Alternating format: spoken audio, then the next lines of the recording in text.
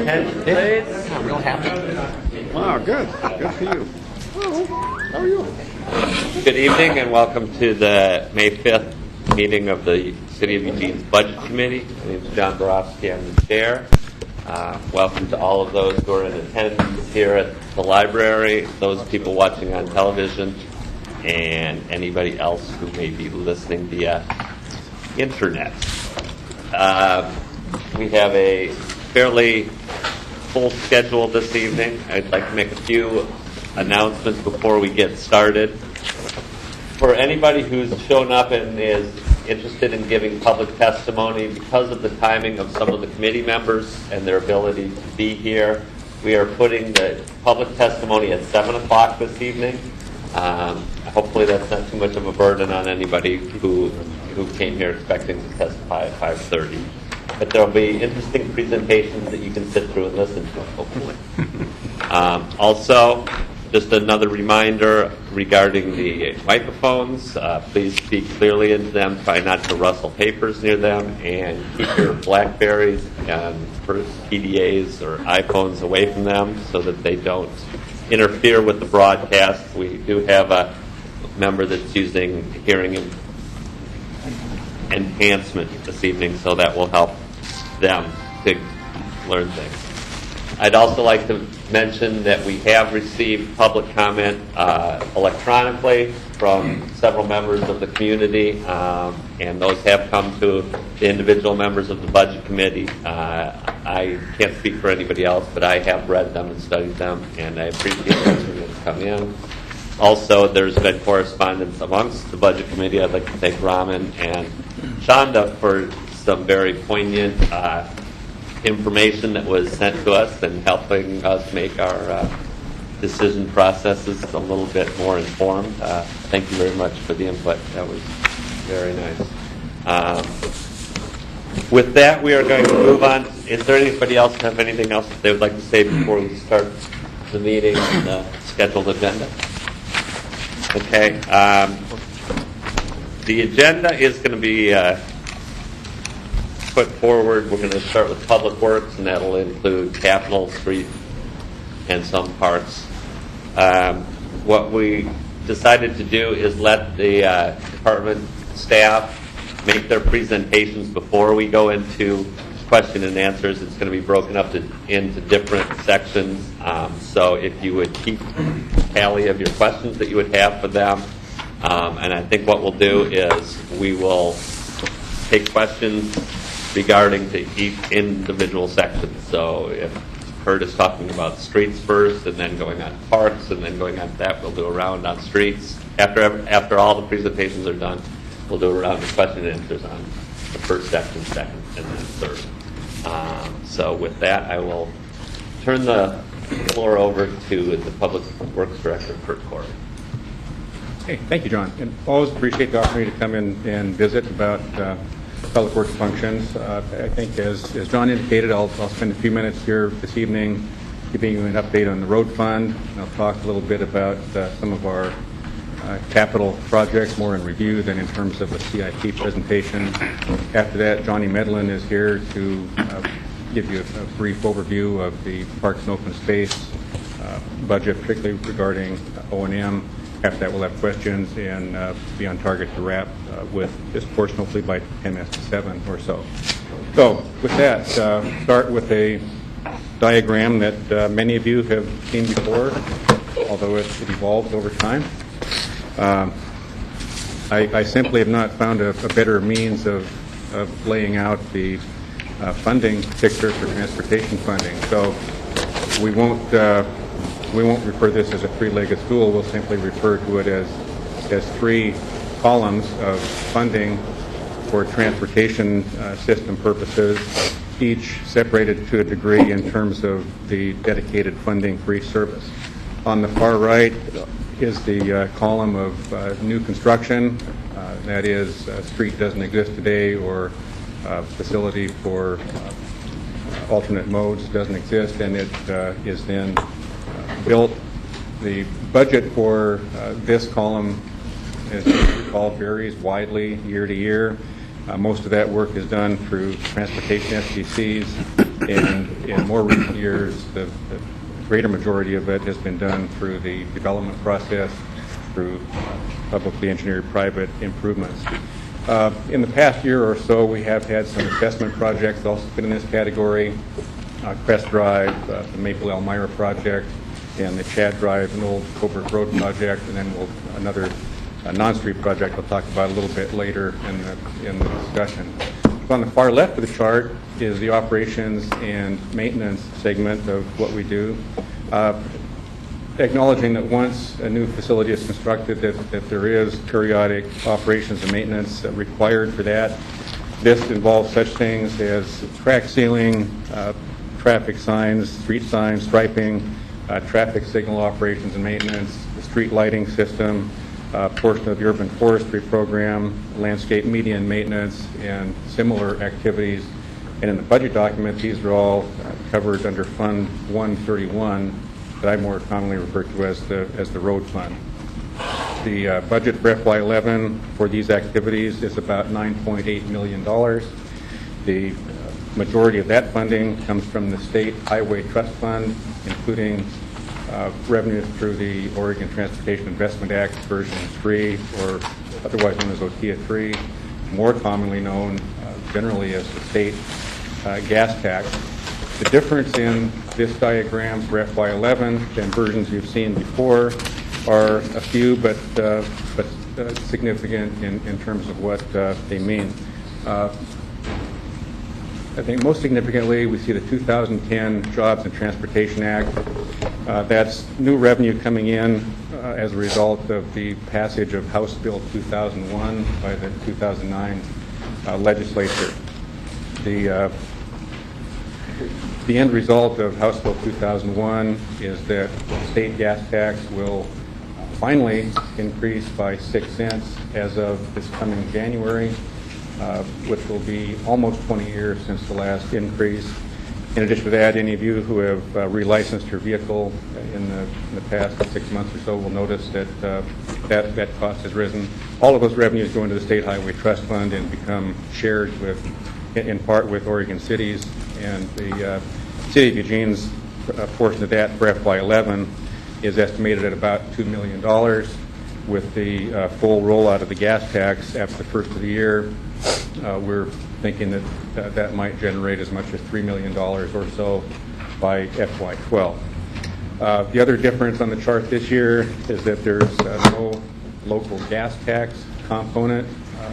You might recall we needed an infusion of local gas tax last year to balance the fund for FY10. There's also no general fund transfer for the enhanced pothole program. The outlook for Fund 131 is one about which I'm as optimistic as I've probably been in the time I've been here. Hard to believe that I'm able to tell you that based on these assumptions, the Road Fund 131 is balanced through the 6-year forecast period without the need for any additional action. Something we've worked hard on. It allows us then to begin to focus on the backlog of deferred maintenance that resides in the middle column of the chart. The status of the fund beyond being balanced through the 6-year forecast period is that we will need to use some amount of reserves from the fund to balance the FY11 budget, although by FY13, using the assumptions we have, we will have restored the 2-month operating reserve. With the full implementation of House Bill 2001 as we build next year's FY12 budget, would be at least cautiously optimistic that we can have a conversation about the levels of service we provide and potential service enhancements, whether it's re-implementing some version of the enhanced pothole program, whether it's the sidewalk infill program that we hear about on an increasingly regular basis, gravel grading program, or some of those things. But generally, at least cautiously optimistic news as to where we're at on the O&M side of this equation. That brings us to the capital preservation component of the road fund. Again, the message this year is that I wouldn't give it a report card grade, but we're doing okay for now. The FY11 budget for this activity is about $10 million. That's up from zero 9 years ago. So we can say that while we've done enough studies to know that that annual investment ought to be closer to $18 million, we can truly say the glass is at least half full on this column, and far better news than we've had in the past. Components of that are what is now a permanent 5-cent local gas tax, the $35.9 million bond measure for street maintenance approved by the voters in the fall of 2008, and most recently, in the past year, an allocation of about $3 million from the economic stimulus program that further funds these activities. So I guess I would characterize it as perhaps having begun to stabilize the backlog. It's not time to go to sleep on it. Again, we're not, while we're doing better than we ever have, we're not investing what we need to invest to bring the backlog down over a period of time. So there's still work to be done, and we know among the other factors driving this that the bond measure was good for 5 years, so we have 3 more years and would need to revisit that component of this. So that's a general view of where we stand on that particular chart for FY11. Share with you some outcomes on the operations and maintenance side of where we've been the last couple of years. As a result of the enhanced pothole program, as we've come to refer to it, we did put in place the pothole patrol, group of 3 limited duration staff who focused on potholes, and over the 2-year period, about 11,600 potholes were addressed over the 2-year period. We also had some success on dealing with the unimproved street network in the community. Probably around the table everyone has a favorite that we've done something with, whether it's Arcadia Lane or Bond Lane or Burnson Drive or Bethel Drive or Grandview. Significant amount of work has been done on those for a nominal investment that won't last forever, but service levels have improved. There is some amount of carryover funding from FY10, so we will see some additional amount of that work going on the ground this summer from last year's budget. I put this slide up to give you an indication of what the staff has tried to do to take a limited resource, be innovative in the use of it, and try and stretch the dollar into 5 if they can. So I give them a lot of credit for looking for alternative ways to deliver this service. This one happens to be what's referred to as a full-depth reclamation process. It's, I believe, the picture from the Riverview Street improvement project last summer. Full-depth reclamation is essentially a extremely large rototiller system that pulverizes the surface and existing base to a depth, stabilizes it, puts it back in place, put a temporary surface on the top, and provide a much greater level of service on what's there for a fraction of the cost of new construction. We'll be doing a couple more of these projects this summer, again with carryover funding. For the future, I mentioned our desire to look at enhanced services for FY12 as we get to that point. I'll also share with you that at a work session a couple of weeks ago, the council asked the staff specifically to bring back a strategy for dealing with the unimproved street network, which we will do in the coming months. So, in short, we've made some substantial progress on the O&M side the last couple of years. There was a question in the budget packet that I didn't see a better place in this presentation to throw in a brief response, and that was with regard to the bike and pedestrian off-street maintenance activities. Not part of this because many of you might be aware that the use of road fund revenues is constitutionally limited to road rights-of-way. The off-street bike and pedestrian path system is not public right-of-way, so therefore not eligible for the use of road funds, and it's been a general fund activity. The other part of the specific question was the use of bond proceeds, whether parks and open space bond proceeds or the street maintenance bond proceeds. In either case, the answer would be that bonds are issued for capital purposes, for completing improvements with a specific lifespan, and the use of the bond proceeds would be specifically prohibited from doing the operations maintenance type activities contemplated in that service reduction. On the pavement preservation side, just share a couple of the successes we've had over the past year or so. This is a collage of some work on, I believe, Roosevelt Boulevard. On the lower left is the work that subsequently won safety awards on Bailey Hill Road. And on the bottom right, some work on the off-street concrete bike and pedestrian path system. Again, the summer of 2009 was extremely busy. We'll have more of this work, perhaps more work than folks wish we would do in 2010, and that's okay by us. There'll be work in all quadrants of the city, from Good Pasture Island Road to significant work on East 18th, Harlow Road, Patterson Street, some work on South Willamette. The 29th and Willamette intersection is already in progress, and then some work on the Fern Ridge bike path, bike and pedestrian path in the vicinity of Polk Street.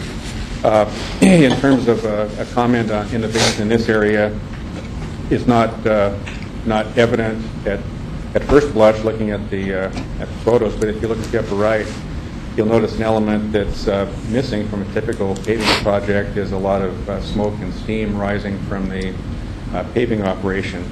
The staff did the research and implemented,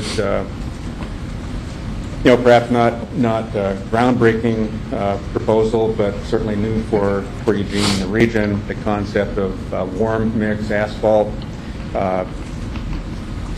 Short version would be that the mix is provided at a lower temperature than typical hot mix, about 50 degrees cooler.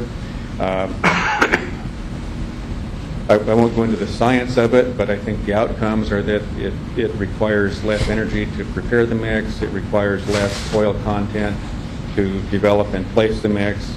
It results in less pollution because it's prepared at a lower temperature. As a result of these things, we obtain the raw goods at a lower cost, and we find we have better quality control. So just another point that I would make in terms of what I give kudos to the staff in terms of looking for ways to take the resource and do what we can in a sustainable way.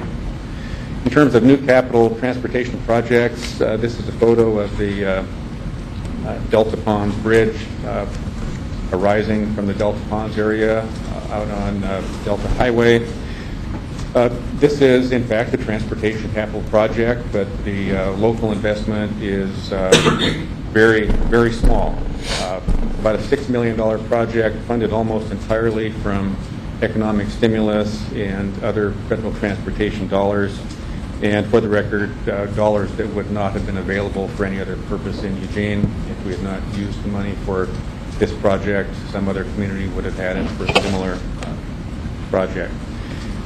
This work will be complete later this summer. Mentioned also in this vicinity, not on the transportation side of things, but the Delta Ponds themselves are continuing to undergo significant renovation and restoration, thanks to about $4 million of additional grants coming from the NOAA group and from the Corps of Engineers. So the Valley River Delta Highway Center with the bridge, the Delta Ponds work, and Good Pasture Island Road improvements will be construction central for the summer of 2010. Then I'm going to take a few minutes and give you a brief capital project overview of some of the other capital work that we do. As you start adding these things up, you'll note that total public infrastructure investment that we'll be involved with in Eugene this summer will be somewhere in the vicinity of $35 million. That's including what we're carrying over from FY10 and the roughly $28.5 million amount indicated in the capital budget. My comments will not address parks capital nor the building and facilities capital, since those will generally be covered in later presentations this evening, either from Johnny or from Mike Penwell. Starting with the wastewater system, the capital budget contemplates about $2.4 million. This represents the continued investment in the collection system and the pumping system for the overall wastewater distribution and collection system in Eugene, all designed to maintain the efficiency of the system. The budget is largely used for rehab of the existing system. We also obviously have a priority to keep this work ahead of the pavement preservation work so that we're not into paving our streets this year and rehabbing by open cut next year. So part of the strategy is to keep that type of work coordinated.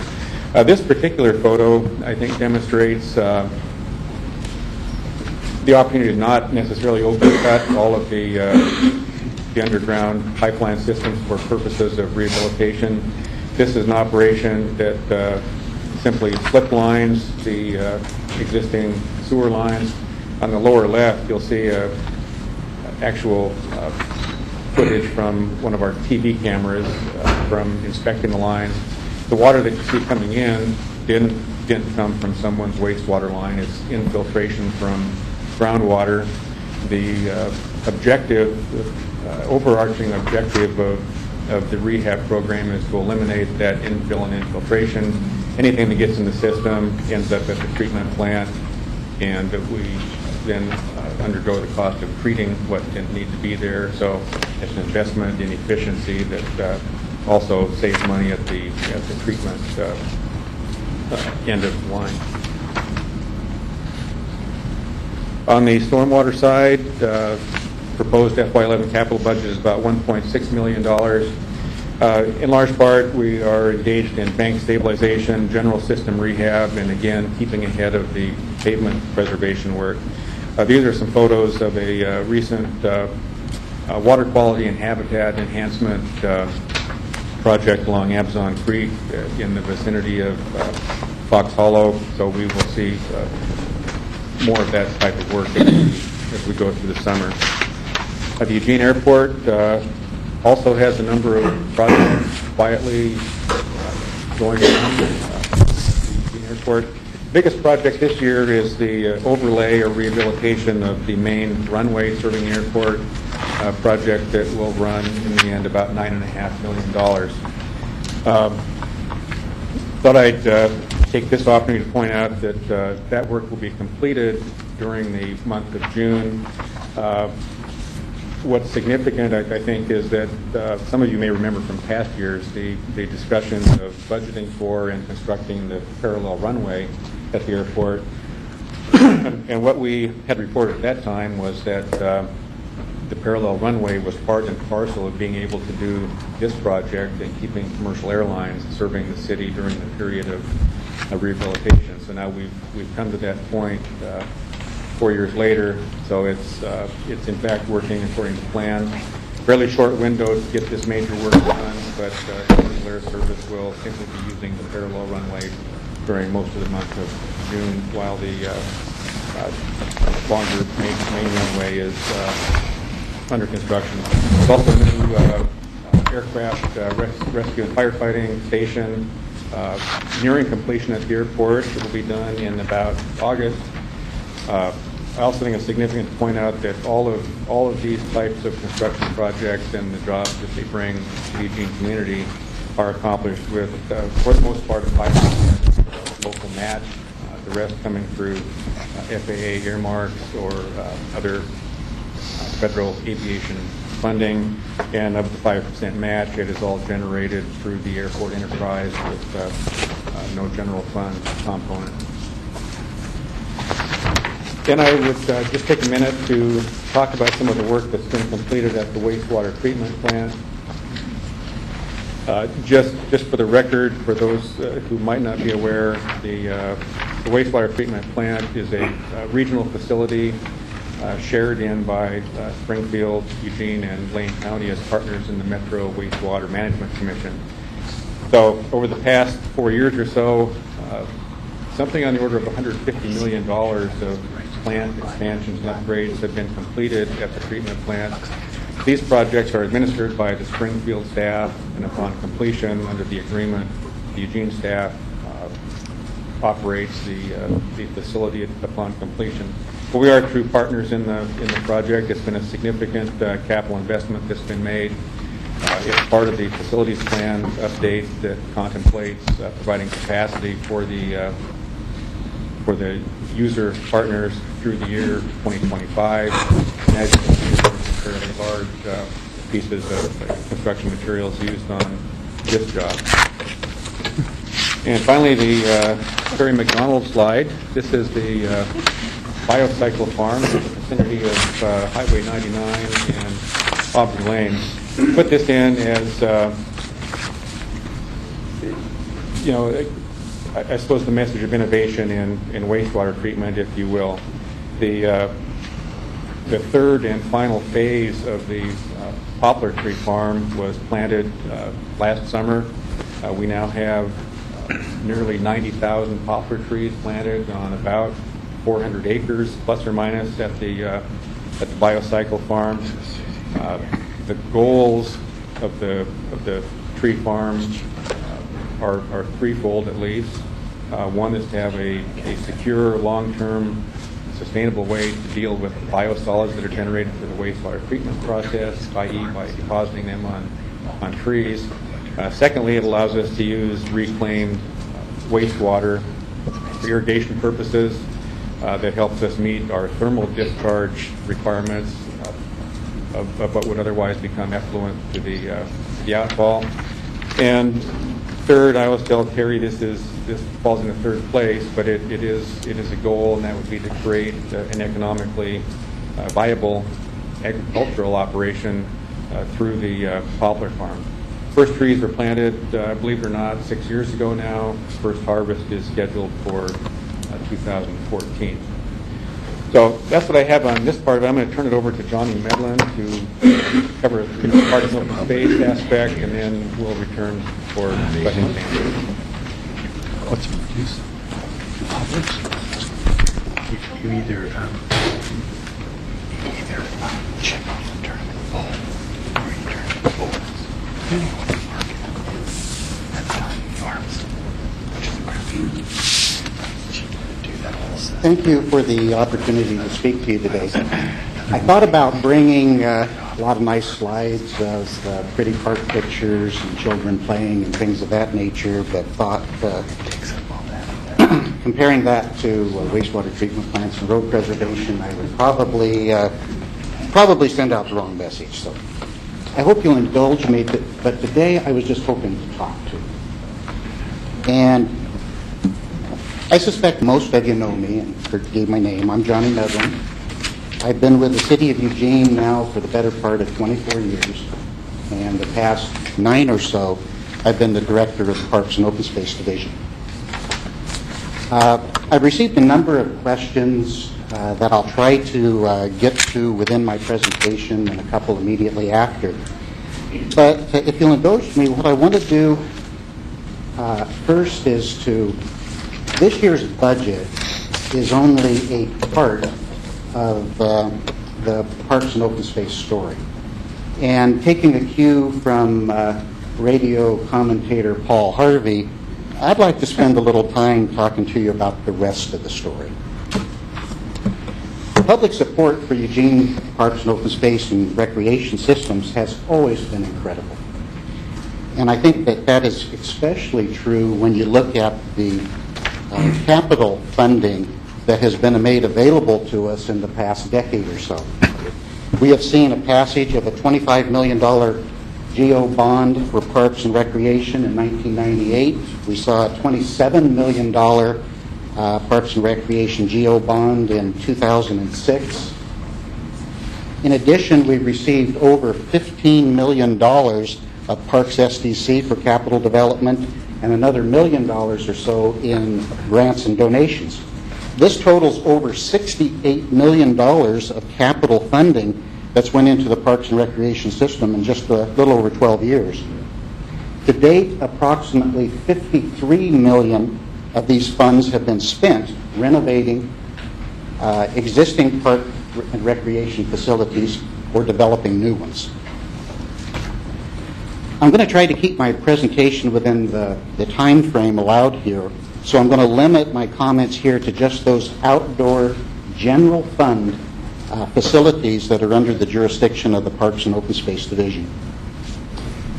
As I previously mentioned, we have spent about $53 million on park and recreation facilities development and renovation.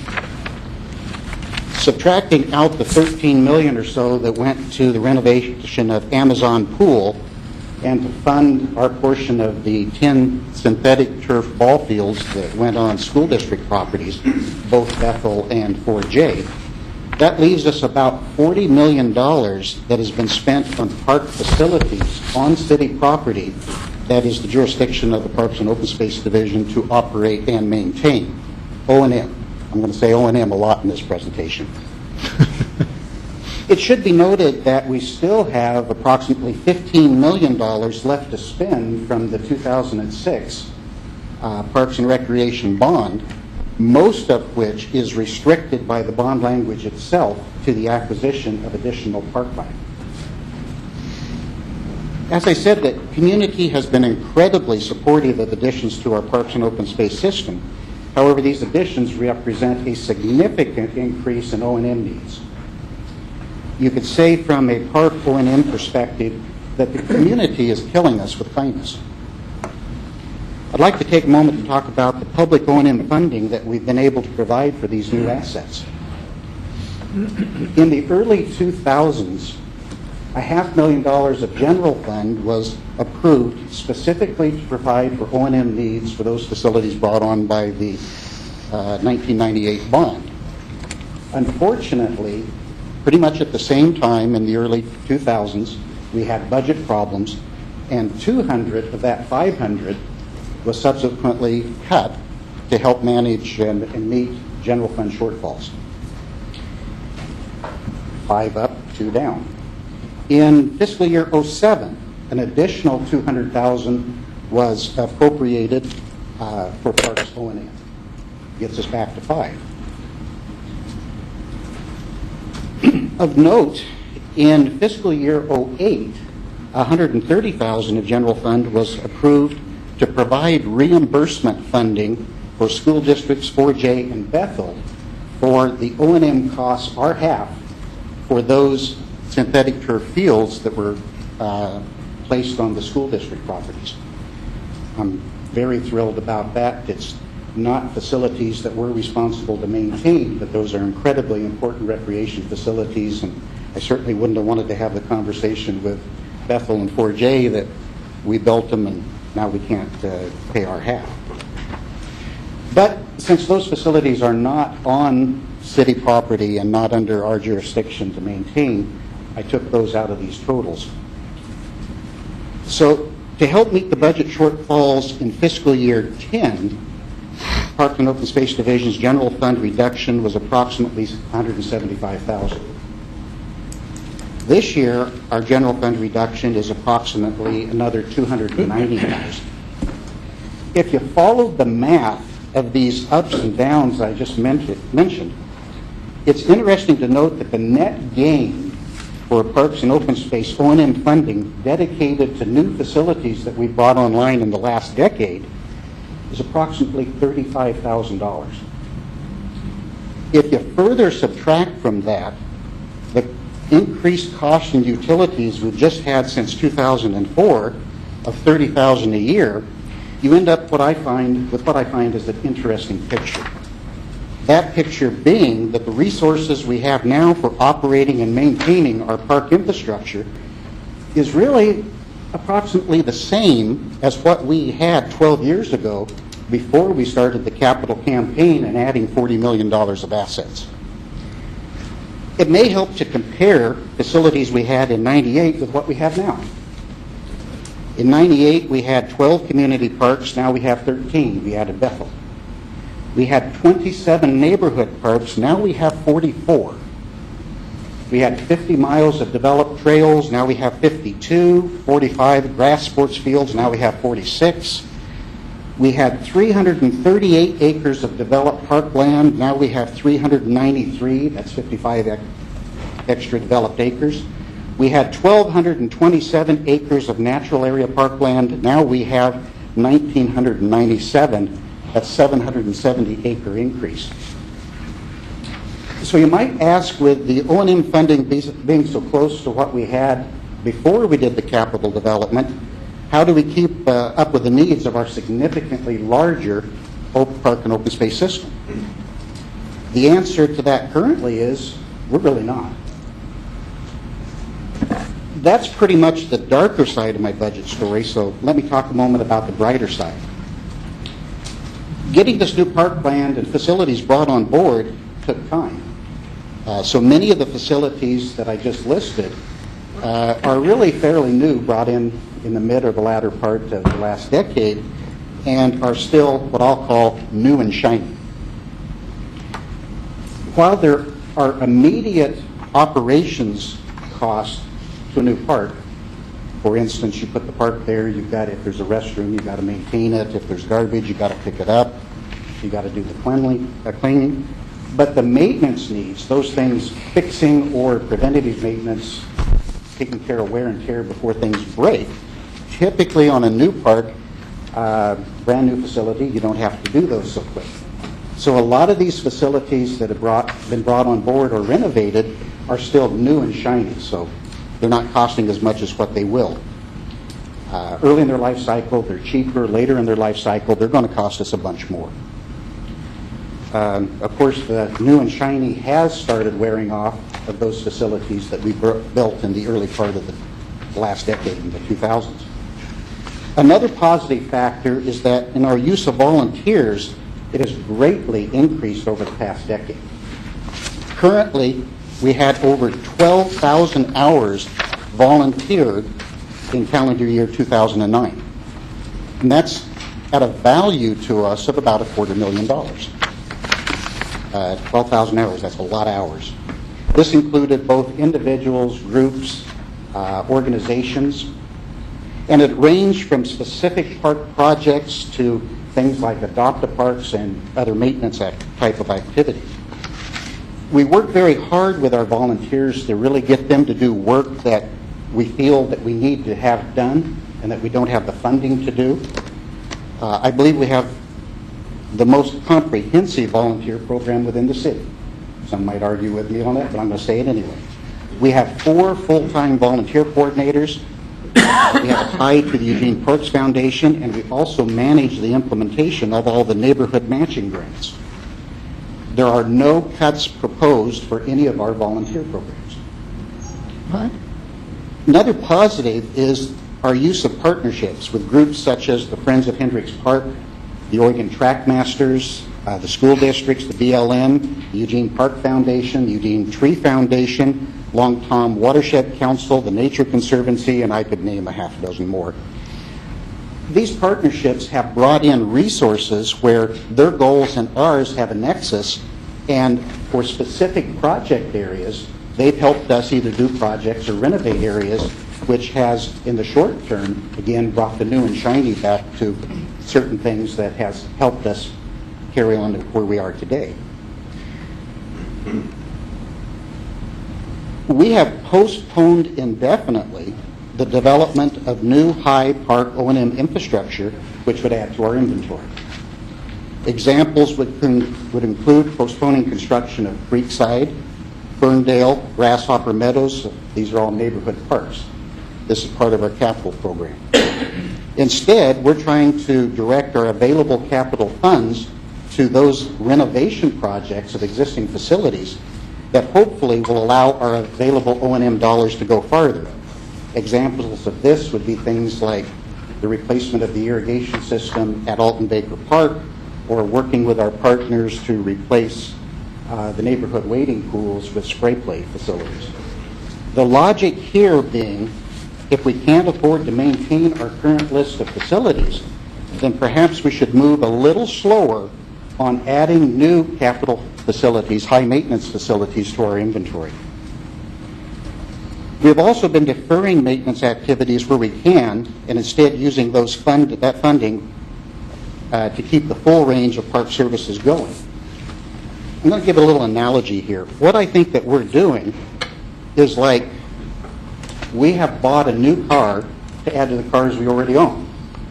The new infrastructure added on is the new car. The infrastructure we had all along is the cars we already owned. We decided to never change the oil or check the tires or lube any of the cars because we need that time and money in order to pay for the gas to operate the cars to take us where we want to go today. People riding in our cars likely don't have any idea that we haven't changed the oil, nor that our tires might not be as good as they could be. And we know we can likely get away with this for a while. But we also know that our engines and tires will fail and need to be replaced much sooner than they ordinarily would have. And we risk the possibility of ending up stranded on the side of the road because one or the other failed unexpectedly, or we can't afford the early replacements. So to sum up my rest of the story, while the current budget reductions are going to cause some pain for ourselves and our customers, in the short term, I believe we can make the reductions work in order to do our part to help meet the budget balancing challenges the city faces. We will do this through deferring additional maintenance activities in order to keep our full range of services going, but we will also be incrementally reducing our level of service across the board on the majority of these services. We will ask our partners and our volunteers to help us meet the challenge and to minimize the effect of these incremental service reductions. However, looking longer term, this strategy is not sustainable on a number of fronts. There is a limit to what volunteers are willing to do.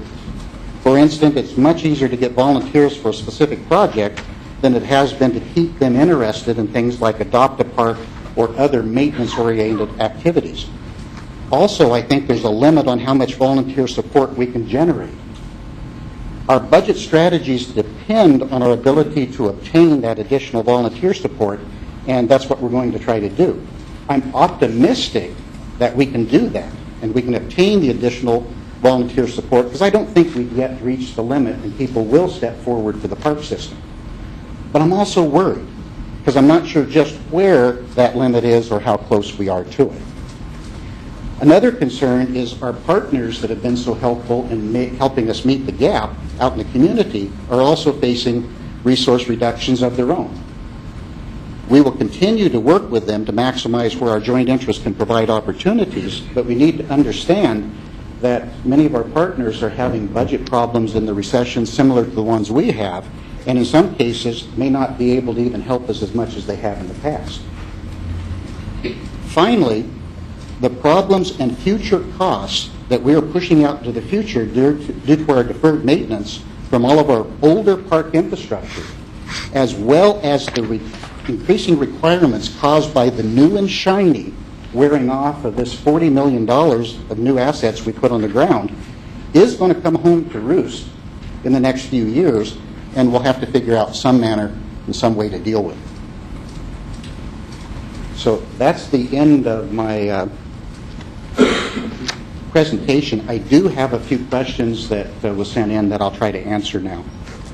First one is the community gardens. I think the mayor sent out a note of concern with reductions in the community garden program, and I believe she suggested we may need to call for increased volunteerism or better delivery of services.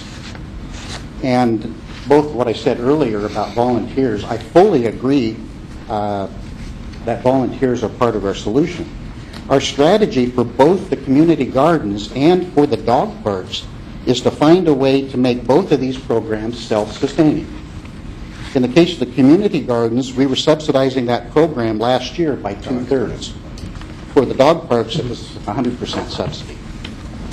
In both cases, we're cutting back the services provided by the city while also asking users to both help financially cover the remaining city costs, as well as asking users to volunteer their time for general maintenance if they wish a higher level of service than that reduced level of service which will be provided by the city. I have some hopes we can be successful. Don't know for sure, but we're going to give our best try. There was another question around what have we done in regards of vehicle costs. Over the past 2 years, we've reduced our general fund inventory by 4 vehicles. We've looked for opportunities to exchange high fuel use vehicles for those that consume less fuel. We have started several city-owned staff bicycle use programs with pretty good success with technically oriented staff, those that don't have a whole lot of maintenance tools and equipment they got to pack around with them. And we've had fair success with some specific maintenance activity programs, such as tree inspection. On a personal note, in January of 2009, I personally turned in the vehicle that I was using and pledged to my staff that until the budget crisis had passed, I would provide my own vehicle fully at my own unreimbursed cost, and I haven't driven a staff vehicle since. Our parks maintenance manager issued a challenge to staff to save fuel. Parks operations staff responded vigorously to this challenge, and the reduction in fuel savings in 2009 over 2008 was 22%. That related to about 4,500 gallons saved. Likely the question that is getting the most attention is what are we doing in regards to the floral gardens of Owens and Hendricks, and most especially Hendricks. This is a difficult one for me because Owens and Hendricks are both items of great pride to the community and to the staff. But I don't feel that I would be doing my job if I didn't call the question. And here's really why. Due to the great support we had in volunteers and the Friends of Hendricks Park, over the last few years where we've been deferring maintenance and elsewhere, we have held both Owens and Hendricks pretty much whole. We haven't done reductions in those parks, but we've done them everywhere else. And that meant that we thinned the soup everywhere but the floral gardens. With the additional needs that we have last year and this year, I didn't feel that we could again hold Hendricks or Owens Rose Garden harmless without posing the question. Here's some statistics that I think you might be interested in helping you to decide how to answer that kind of question. The developed portion of the 2 floral gardens, Hendricks and Owens, are more expensive than any other facility that we have, our developed parks, by a factor of 3. The annual O&M cost for the floral gardens is approximately $27,000 per acre. Our highest cost on like a community park is typically around $9,000 an acre.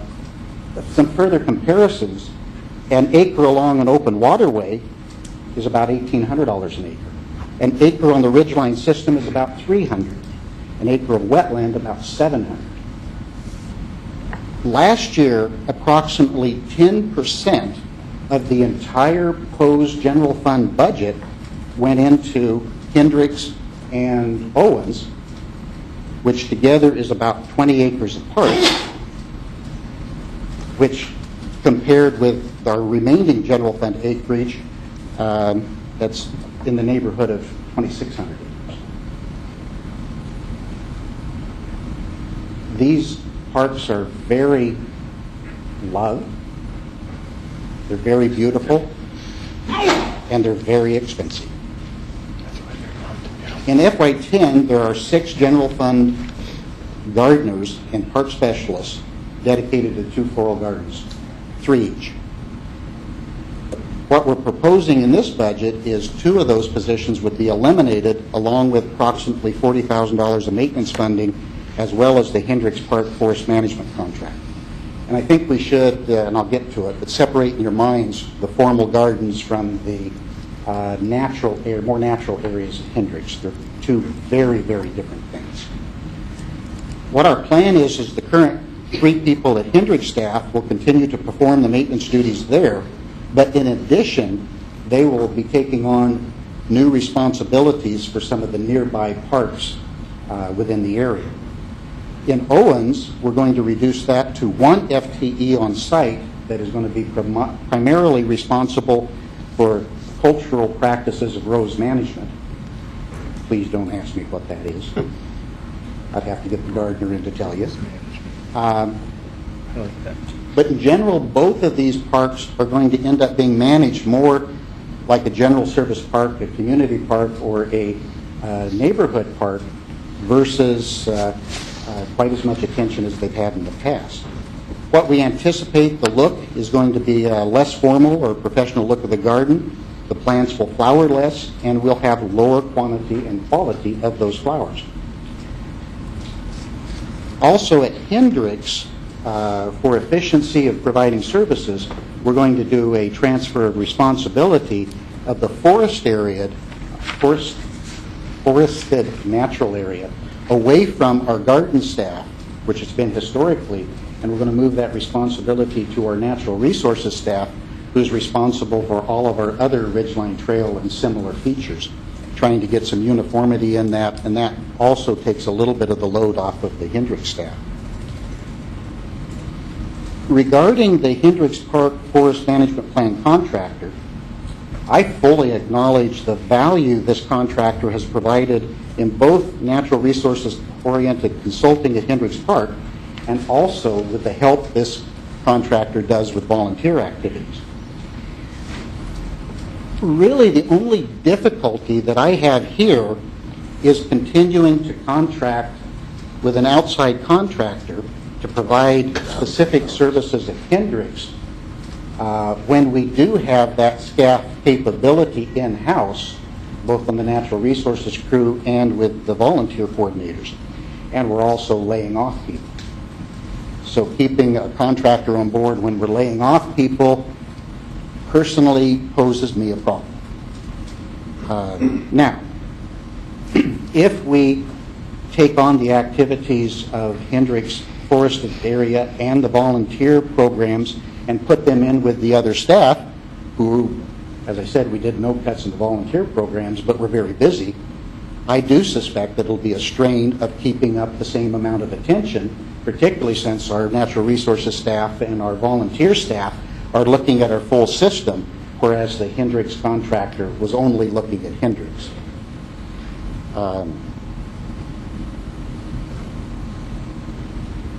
So I think that is the end of everything that I have.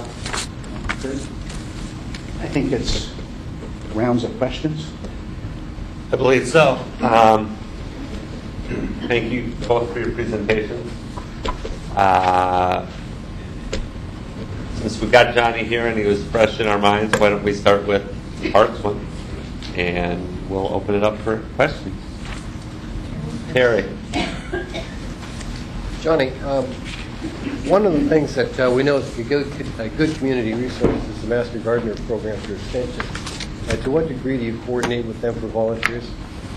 We have worked with the Master Extension program both in the community gardens and at Hendricks and the Rose Garden at times. So we have people that on staff that have been involved in those programs. So it's more of a resource that if people want to get involved with it. As far as expertise, we have felt that we do pretty well in-house, so we don't particularly go there for expertise, but we do have involvement from people that are within those programs. Well, the reason I ask is that if you're going to become a Master Gardener, of course, you have to spend a certain number of hours doing community service out there. And they have a number of places where they like to go, but they also look at new opportunities. I would think that this is, since there's a growing cadre of those Master Gardeners growing through our system, that targeting some of those experts dedicated to this probably would not only gain you short-term volunteers, but probably long-term commitments across the board. second thing is that what I know that you have to mow and mulch and whatever else, all the various parts you have across the board. But do you haul the compost from all the small parts away to a central site, or the Rexford or something like that? Or do you leave them composting on site? Most of our fine mowing is composted on site, Okay. and of course the rough mowing as well. We don't haul very much of it. That's good, because that obviously would take you something over. The final thing is that parks and open spaces are typically well thought of, as you know, and as you say, they're being loved to death. But I didn't know if we'd had a chance to work with the city manager in the program on looking for grants to support these types of specialized activities. Could either one of you comment on that? I certainly can. In the Parks and Open Space Division, I talked today just about the general fund responsibility because that's the traditional parks, and that's where I think that most of our stress is right now. Also within our responsibility is open waterways, wetlands, medians, street trees. There's a lot of other responsibilities that are not general fund. We've been very active in getting grants, and we are very active in looking for grants, things around delta ponds, the wetlands, Ridgeline Trail. And what we find out there for the general park services type grants, they're mostly through state parks, and some of it is passed through from lottery, some of it's passed through from land and water conservation funds. And in the natural resources side, we compete very, very well.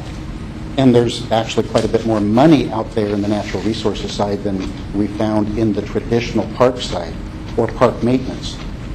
Grants are difficult to find if you are saying, we're going to use your grant to do what we've always done.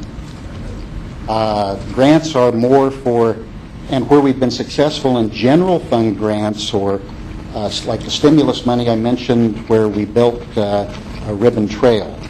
We were also successful in channel maintenance with stimulus money. We've been in the past also successful in some different trail activities. We're very seldom competitive in any developed park activities. Two reasons. One is usually there's not that big a pot of money. And the way the system works is we're in competition with the parks throughout the state. And the granting committee, which is advisory committee, which is made up of parks professionals spread throughout the state, tends to lean, and frankly I fully support their leaning, towards supporting the smaller agencies that are really having a hard time with funding than they do the bigger agencies, like ourselves or Portland or things of that nature. So we're out there, we're looking, and very successful on the natural area sides, but kind of shaky on the park development side or park maintenance. Not much at all, sometimes renovation. Okay, when we get to Kurt's part, I'd like to revisit this discussion about grants a little bit. Okay. Chris, followed by Claire. Thanks. I appreciate everything that you're trying to do to keep a great asset strong. And one question I had, actually I have a couple, but one, how much potable water do you use in your water program? Find that out. You can get it. Great question, not one I anticipated or I don't think I've ever been asked before.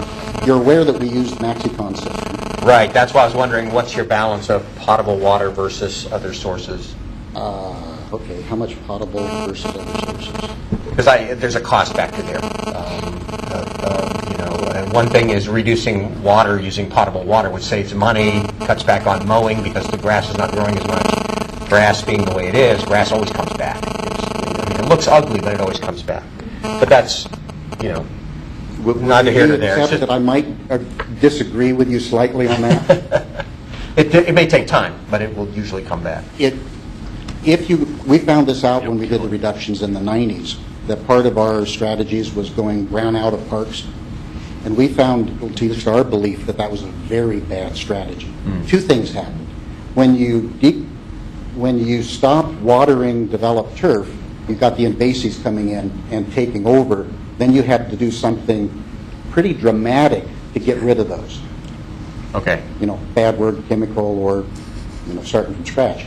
The other thing that happened that was unexpected was particularly in south area, was by stopping watering, the moisture content of the soils had a lot bigger seasonal variability. And with the expansive soils there, we had a lot of expansion and heaving that broke sidewalks and foundations and other things that was because we didn't have the watering, didn't have that stability, and cost us a whole bunch of money to fix that wouldn't have happened if we would have done better a job of keeping the water content a little better. So you'll notice in some of our proposals, if you get in depth in them, that we are reducing water, but we're looking really close up, how much can we do, because we don't want to get into the position of losing the Amazon bike trail and the concrete section and having it all broke up and having to be fixed again. Good. Obviously, you know a whole lot more about it than I do. That's a good answer. The second question then was, you talked about developing new facilities, and yeah, absolutely, the operational costs for new facilities can be a gift sometimes you don't really want to receive, but nevertheless, it's a very generous thing to give. If you're wanting to cut back on the development of new parks, what kind of an impact does that have on the PROS plan in terms of its timeline and execution? Is that something to be considered? Is there an impact there? Well, that's a great question. The PROS plan, PROS project and priority plan, gave suggested, it was a 20-year window with some suggested 5-year segments, but that plan never connected to guaranteed identified funding. So even before we got into the recession, some projects we could find funding for and they jumped ahead. Other projects that we couldn't find funding for were sliding back. With what we're seeing now on the capital side, and particularly with Parks SDC being a fraction of what it once was, even if we didn't have the O&M issue, those projects are going to continue to slide back because of lack of funding.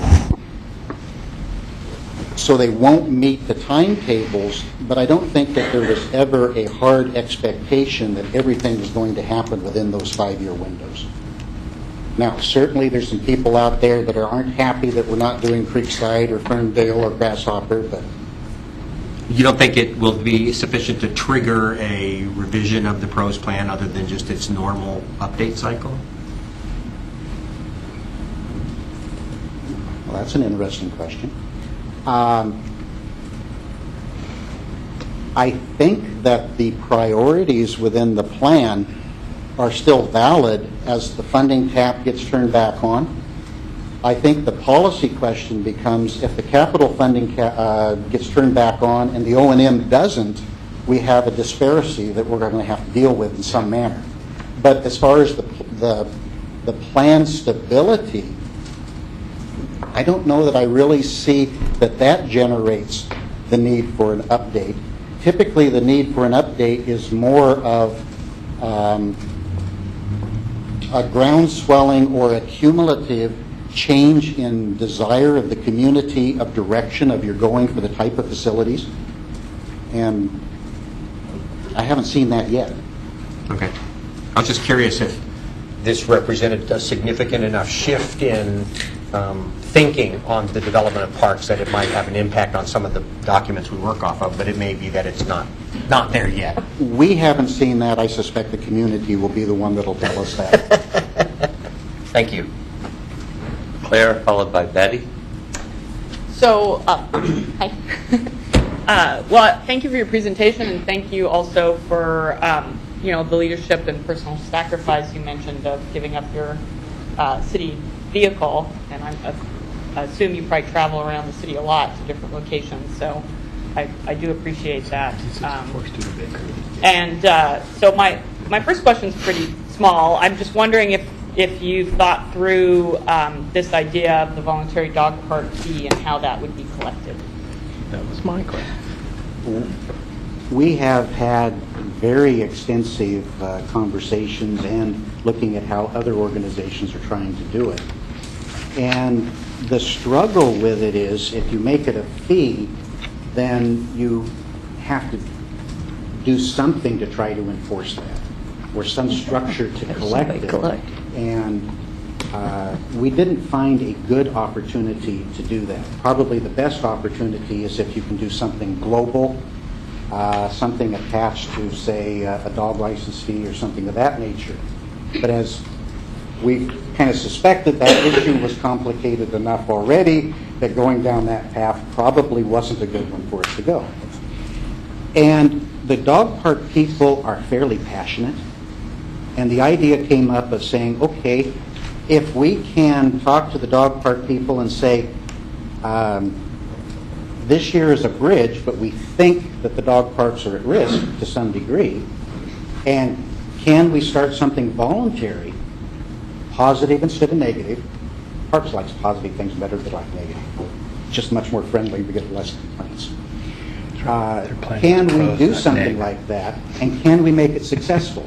So we're going to be looking, can we get some partnerships with like Petco or PetSmart, that if you join, there's something that they get. Is there some advertising possibilities? Is there something that you'll have people within the dog park that'll look at, and gee, that dog has this cute little tag or something, and the other dog park users would ask what it is. In looking at the difficulty of enforcing, Lane County Animal Control doesn't have the resources to help us enforce. We don't have park rangers, so enforcing, and you know the status of police's ability, and then that would be pretty low priority. So all of the fee and enforcement options just look so difficult that let's give it a try for something positive. Can we make it work? I don't know. But I'd sure like to try something positive. So you're still figuring it out? We're still figuring it out, but a membership-based, the process is going to be, we got a list of people that are active in the dog parks. We're going to bring a little group together and start doing some brainstorming and help them help us put together a marketing campaign and how exactly to make it work. So we've got a framework idea, details to come. Okay, that sounds good. And then you mentioned I think you said there's $15 million left in the bond money to purchase new park I think land? that there's around 15.7. Out of that, 1.75 is for the West Eugene Environmental Education Center. That project stalled because the economy, and that was really intended as match money from the private sector, and that hasn't materialized. There's $1 million that is there for from the bond for targeted for replacement of I call it the carpet, the synthetic turf fields of the first 4 we did with Bethel, or with 4J. So there's our share of carpet replacement money. And then, so you subtract that off of the 15.7, and what do you get? 12. 2.13? Anyway, asking you to do math on the spot. Yeah, Probably no, not I something was, can I'm do. just, so, But John, what is left is by bond language. The vast majority of the bond was very restrictive to acquisition only, so we don't have much option. so I'm going to take a page from our chair who often comes up with, innovative suggestions. So that money's just sitting somewhere now, and we can't use it for anything other than what it's dedicated for, but could we earn some interest on it? Actually, that's not the way we set this up. Yeah.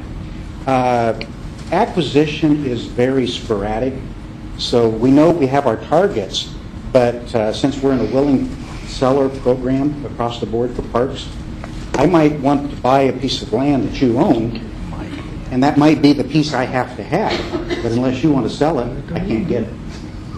So we wait. We don't know if it's going to happen this year, next year, or 3 years. So instead of selling the bonds and putting us in a potential arbitrage situation down the line, the finance manager came up with what I thought was an incredibly innovative way of doing it and established a line of credit. So we have the line of credit, so the money is available for when a purchase comes through, works its way through an agreement and everything.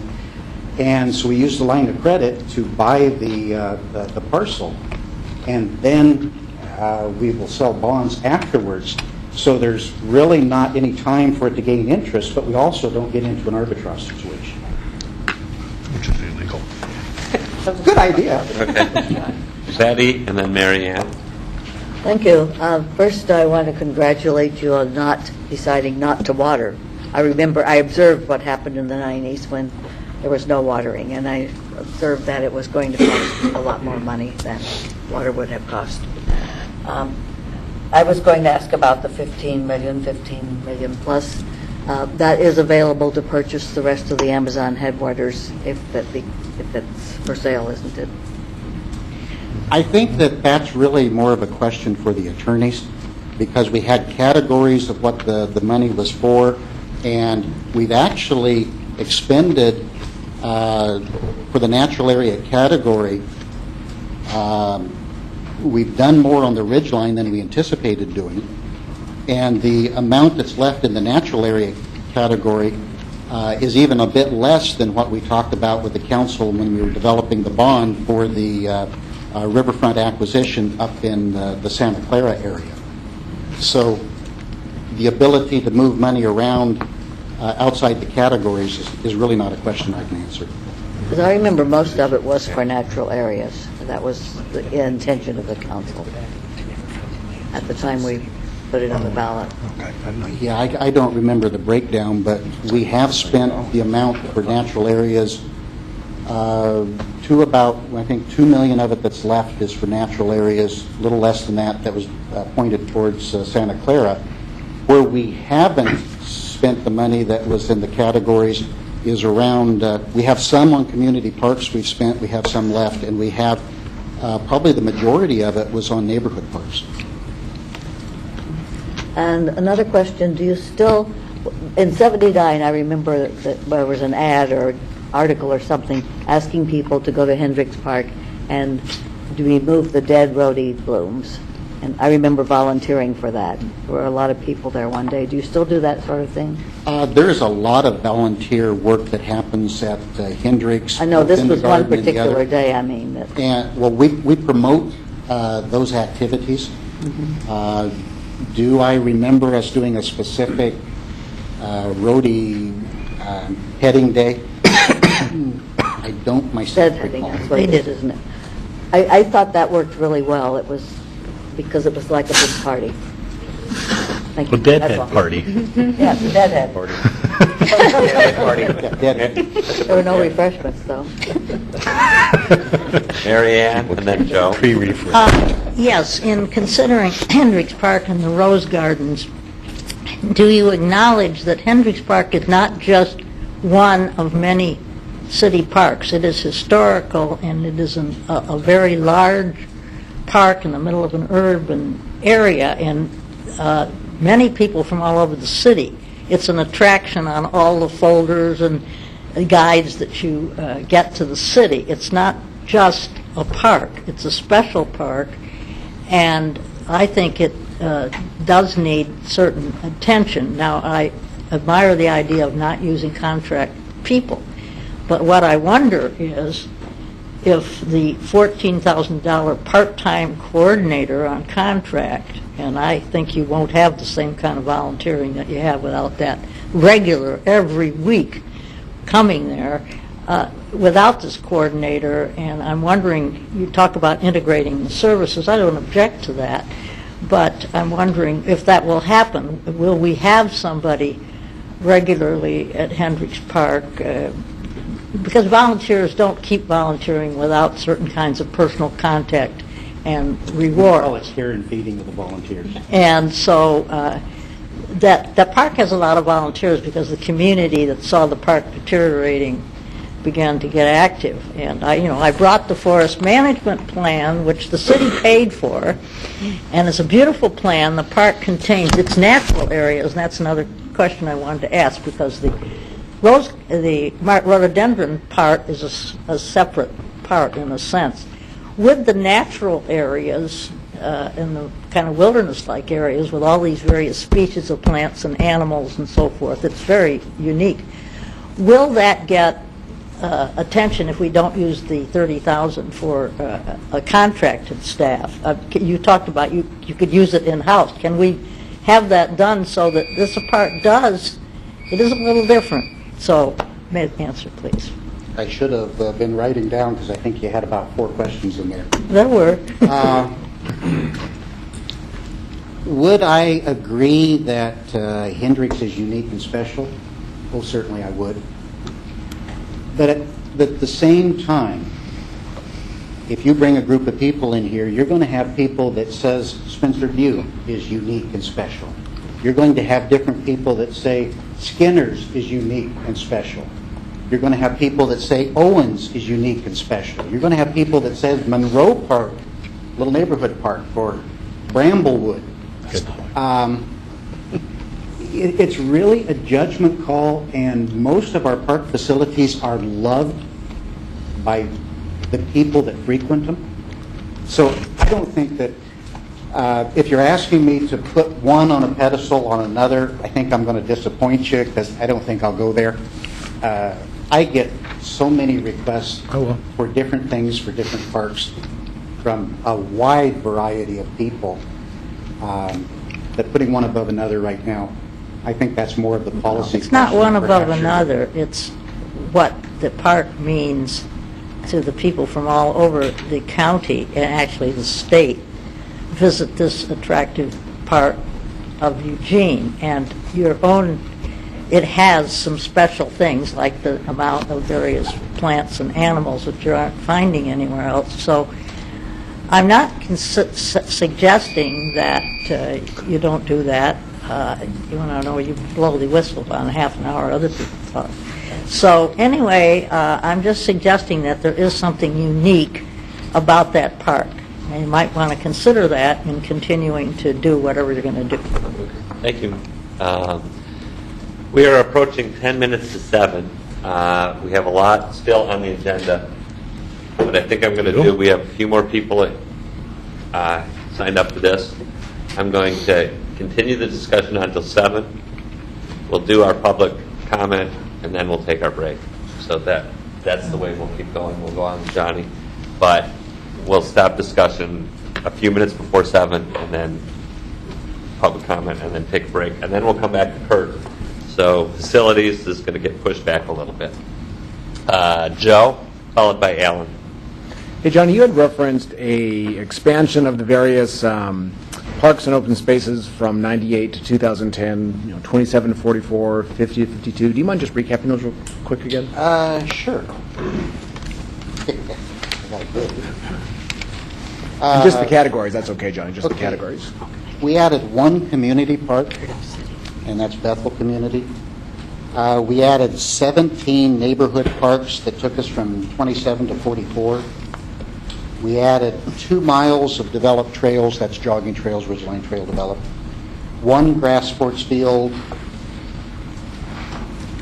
Within the, this is a little bit looking at the same numbers from a bit different perspective, but developed parkland, we look at that because that's very expensive for us to maintain. So our developed, which is neighborhood park and community parks typically, we went from 338 acres to 393 acres, which was an increase of 55. Remember, I said it's about $9,000 an acre to maintain those.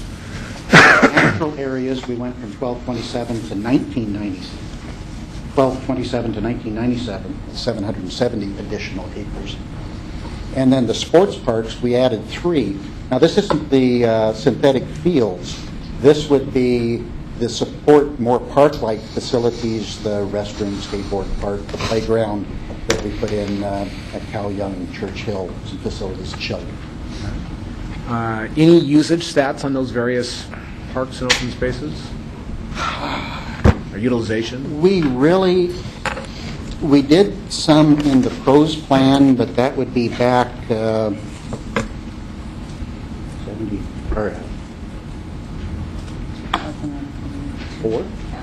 2004. And I don't. And what it was is we hired somebody to go to different parks and just politely accost people as they went through and ask them what they were doing. So it was a bit empirical, and that's the only statistics that we've done of that nature. So it's conceivable we may have emotionally added a wonderful parks or open space that may not be used as much as originally thought? Can't answer that. Good question. Theoretically possible. Possibly. Is there a carrying cost to actually, shutter some of these parks and open spaces? So you just stop using them, you just... Yeah, it's really where it is and what it is that you're... for instance, if we've got about 200 acres right now of parkland that's awaiting development. That's nothing's on it, we're just holding it. And the cost to holding depends to a large degree what's around it. It doesn't cost too much to let it sit, but if you get camping on it, or if you have vegetation encroachment bothering the neighbors, or some other illicit activity happens, it's more of a cleanup or a monitoring and making sure that bad things don't happen. So if you're in a heavily developed area, that happens a lot more. If you're on a fringe, that happens a lot less. But I think I gave a figure for natural areas that was $300, $500, something like that. I'm thinking more specifically of an active park open space now. We If stop you're maintaining talking a park, stop maintaining a neighborhood park, stop maintaining, just someone makes a tough decision and... If you're willing to lose the asset, lose the turf, lose the irrigation, lose the shrubbery, I suspect that and ignore the neighbors' complaints, I suspect we could get it down into, the below $1,000 an acre figure. But that would lose the capitalization that we put in. Could be done. Please wait until I retire to ask me to do it. You'll like my final question. It just appears to me, a very good presentation, that obviously the portfolio of parks and open spaces far exceeds the OMA resources. Gross understatement, right? It appears. I think that because of the decline in the 2000s and the recession, true. If you followed the roller coaster of funding I talked about, I said I wasn't going to do this, but I'll do it anyway. I said to myself I wasn't going to do it. The funding that we had is probably in the neighborhood of $800,000 or $900,000 insufficient. And if you go back a few years, we both didn't have as many facilities as what's come online the last few years, and we were before we got into the recession, so there was, I'll say, not enough, but we had a lot more than we have now that carried us through. So in the position we're in now, I surely hope that things will get better in the future and we can reverse some of those trends. But to be sustainable, in theory, you'd have to identify O&A activity of $800,000 or $900,000 that's currently happening now that would, at some point, have to discontinue to... That's my belief. Okay, thank you. Alan, and then we'll end with Doug. Johnny, we have a great park system, a lot of it attributable to you and the people that work for you and with you, and it's what adds to making Eugene a really special place. Also, I wanted to compliment you on the great job you did working with both the Fairmount Park and the West University Park with the neighbors and doing yeoman's work and trying to figure out how to make things work when it didn't look like they were. So great job, and both of those parks are really cool. And the West University Park now is, I think, the only park that's completely native plants in it, almost exclusively. I'm not sure I'd say the turf is native. Well, except for the grass. The plantings are. I'll concede that. And I agree that the experience we had with not watering was bad all around, from the assets and the plumbing that went to a waste a lot of times. And I think Owen's and Hendricks are our crown jewels of the park system, and I'll put them on a pedestal. I know you won't, but I will, because they're both very spectacular. And my problem with the Hendricks Park Forest Management contract going away, and I understand your point of view about that, is that really what it does in my mind is leverages volunteer time, and that work would be very hard pressed to get done in a different at the same level when it gets put into the basket with all the rest of the volunteer work that needs to be spread out among the whole city, because that's kind of specialized work, and it's also very got a lot of people that want to do on it. So I think that would suffer quite a bit if we don't restore it, and I plan on making a motion to restore that contract, $30,000 from the council contingency when it comes around to it. But so I think we have two main problems. I want to explore them a little bit with you in parks. One is the O&M deficit, and the other is parks development funds. And we have little of both. Can I take my seat around? Yes. And I want to get a better picture of the O&M deficit. Is that the $800,000, $900,000 you're talking about? That's a seat of the pants, but yes. So with our existing parks, without the anything new, that's just, so we're behind, that's on an annual basis. Once the new and shiny starts wearing off all of the things that we have put in, the $40 million worth of things, that's my belief. Not to mention all of the, if we add 200 acres of other developed park or buy new parks to develop, then they'd be going to the maintenance pool as well, and that number goes well above $1 million a year. So that's a problem. And then I want to get a sense of the park development. We did the bond that bought and acquired the lands, but a lot of them are just sitting there because we don't have the money to develop them. And I want to get your sense of what it would take to do that. Do you see it happening within the context of near-term budgets or even long-term budgets and 5 years. levy? How would we do that? You know, I think a lot of what you're asking is more of a policy question versus, but I can give you an opinion, but certainly not on policy. I can give you a policy answer. System development charges pays for a lot of new development, and of course, system development charges are generated by fees on global new development homes business. There is certainly my hope that, particularly for my wife's business, is struggling right now, that the economy is going to change and some of that's going to build back up, and that revenue tap to Parks Capital will reopen to whatever degree it does. So there's one capital funding component. I think it's a community decision of whether they want to do something like another GO bond.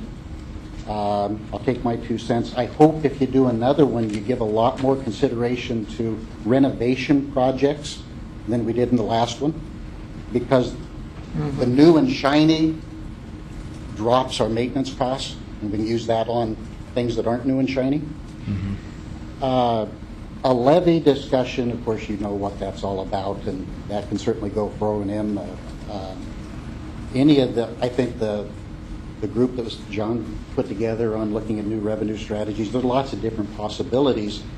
None of them are easy, but that's the question I guess I'm posing in this presentation is, we can make it work now, but I think in the future we've got an issue we've got to deal with. Yeah, it seems like we've got this amazing asset in our park system that we're not maintaining well enough, or as well as we could. I think we're doing an amazing job with what we have, but we could make them be very shiny, and we have a lot of undeveloped parkland that has no possibility of getting developed in the near term without doing something different. Interesting. For what it's worth, park development can take a while, and that's not necessarily a bad thing. We held Oakmont for probably 30 years. The community used it in an undeveloped state. Then it's much nicer now when an opportunity came up. Holding land for future development is not, just opinion, is not a bad thing. It doesn't have to be developed quickly. And I will certainly beg the O&M issue to be dealt with before we run into another large capital new asset endeavor. Thanks. Just one more comment. I have to leave early, so Okay. I'll just sneak out. Doug, I'm going to put you on after that because we're already past the 7 Well, o'clock. I was going to give up my time if I got 4 minutes instead of 3 on the next issue. You get 4. I was going to I Okay, had a Doug, what? positive comment about Kurt, because nobody said anything about him. Thank you, Johnny. And Sorry, maybe Kurt. some other questions after Doug, the we'll break, get so back to please Kurt. stand by. We're not ignoring you. Okay. Now is the time for public comment. Well, the first Thank speaker's you got all all for the sticking time. around. If you showed up They at have 5:30 about 10 expecting minutes that to be the apiece. public comment period, I appreciate your patience. The purpose of this forum is to make sure that persons wishing to address the Budget Committee have an opportunity to do so. Forms like this are available up there. If anybody hasn't filled one out and wishes to speak, please put one there. Comments will be limited to 3 minutes per person. Budget Committee members may ask clarifying questions of those testifying and will be given an opportunity to comment on what they have heard from the public at the end of the comment time. With that, I'm going to open public comment. The first person is Deb Frisch, followed by Mary Celine.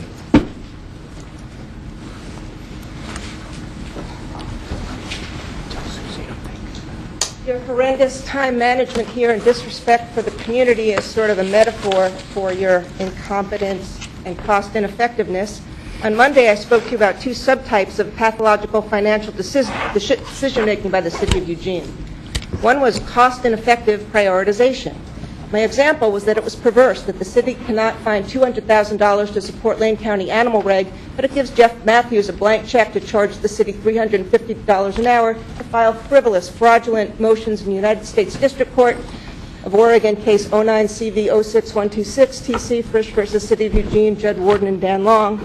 Another example of your cost ineffective prioritization was described by the Director of Parks and Recs in his rambling, quasi-coherent, kissy love fest with the Fairmont Neighborhood Association that infests this committee in a grotesque way. He talked about how the Parks and Recs can't even find a good balance between park acquisition and maintenance, and admitted that he was horrendously inept in balancing these 2 things. And he used the analogy of just getting car after car, not having enough money to replace your oil or tires. Should someone who admits that under his management the Parks and Recs has been this stupid still be managing the Parks and Recs? So we see cost and effective prioritization in the park maintenance, and of course in the potholes. The potholes in Eugene are another example of cost and effective prioritization, as is your pathetic banter and chit-chat over potable water and the other inane chatter that you engage in this farcical activity.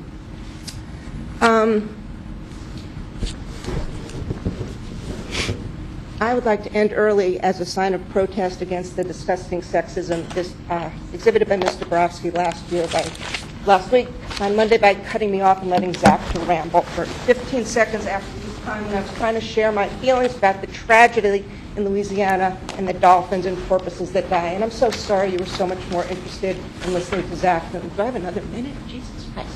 Talk about cost ineffective time allocation.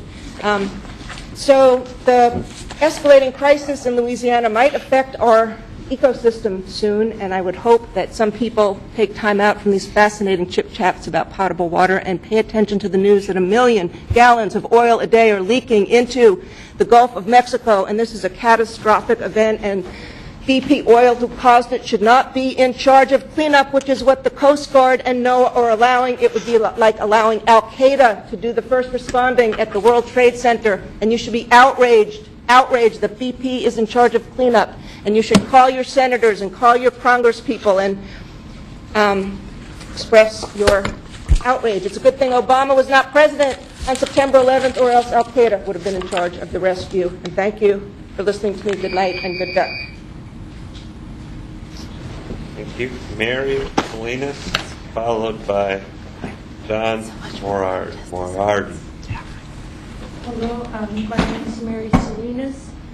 I'm a spokesperson for the homeless. I don't quite like that term. I cannot speak for all the homeless, but In the past, I was asked to be, would you be a spokesperson for the homeless? I go, yeah, okay. I was speaking for the homeless. That's why they approached me. I want to ask you to, I don't know, I can just do this. I want to ask you to start spending money on the homeless. I was 50 when I became homeless. I learned the homeless world in shockwaves. Shockwave. I didn't know anything about the homeless until I became homeless. The homeless are a community. They are a community, just like any other community, and they're like invisible, right? They're invisible, I think. All right, you're all smart enough to understand what community means. I'm not asking for more money for the homeless. I never ask for more money for the homeless. I ask for our money. People donate millions every year to the homeless. There are good people, compassionate people. They know we're alcoholics. They know we're schizophrenic. They know, but they still give us money. But we don't get, I would say we get maybe 5% of what is donated. So I'm asking the community to take the money and redirect it and try to make it much more direct so that the homeless get it in very simple ways, like homeless shelters. The simple things which I don't need to talk to you about. I have this plan, and I am approaching senators, and they're nice to me, by the way. I'm getting an hour with a politician. That's good, right? Okay. I want us, as a nation, to make chronic homelessness, which is a legal term. I want us to make chronic homelessness a disability. Simple. Clean. No new institutions, no new offices. Once you get disability, you're set up for food stamps, all the supports that's all out there for all of us. I believe that most of the homeless are disabled. I think that they're victims. And maybe that's all. Pretty simple. I think that there's an answer, that we can do it, that's simple. It'd be much easier to figure out how to do this twist and just a new room onto Social Security rather than the elaborate problem of homelessness, that every community that has homeless people has elaborate, expensive problems. Public safety, New York City, Grand Junction, where I was homeless in Colorado, Eugene, Oregon. Thank you. Thank you. Thank you very much. John Moriarty, followed by Sandra Austin. He's a good guy. He's a good guy. Good evening. My name is John Moriarty, and by way of introduction, I have a few prepared comments, and they're focusing very narrowly on a portion of the parks and open space discussion you're having tonight. And by way of introduction, I just want to let you know that I was a member of the original departmental advisory committee that worked with city staff to develop the Hendricks Park Forest Management Plan. And then later, I was actually the first Forest Management Plan coordinator that was responsible for implementing this plan. I'm not currently involved with the Forest Management Plan directly in a contracting way or in any sort of employment way. I'm now a volunteer with the Friends of Hendricks Park as a member of their advisory council. And I wanted to provide a little bit of historical context tonight about the discussion, but I also wanted to recognize the difficult decisions that you're all facing. I know there are no good or easy answers in these budget conversations, and I also appreciate the fact, as a fellow citizen, that you're willing to step up and do this work, because it's pretty thankless work, and I really appreciate that. My intention is to help reinforce the importance of the investment the city makes in the Hendricks Forest Management Plan. I'm not sure how many people realize that the Forest Management Plan was born out of a very deep and conflictive and controversial situation in the city of Eugene. The park was faced over 10 years ago with the removal of more than 100 trees, and when that information became public, the community was deeply divided, very angry, and the city was facing some very serious potential protests. The city staff in this situation responded brilliantly. They moved toward the controversy. They asked questions and turned to the public for assistance, the very people that were most passionate about the situation. And the city council at the time supported their efforts. The public members of the Departmental Advisory Committee went to work on the beginning of an extraordinary partnership with the city that has lasted until today and is embodied in the Friends of Hendricks Park. The result of the Department Advisory Committee's work was a scientifically based forest management plan aimed at restoring and protecting this valuable city natural area. It's the first city park in Eugene. It is without question an unusual and different park from any other park in the city, without question. It's a regional asset. Maybe most extraordinary is the forest management plan. Here's a copy of it, well thumbed. It's never sat on the shelf. Right from the start, the city council recognized the importance of protecting the natural resources of this first park in the city, and it began investing in implementation from day one. In a moment, you're going to hear from other friends of Hendricks Park about the accomplishments of this public-private partnership. It's been extraordinary. The incredible amount of additional resources that have been generated by private citizens based on the city's modest but crucial and consistent investment. That's absolutely essential. Without that, we're talking modest investment, but it's crucial.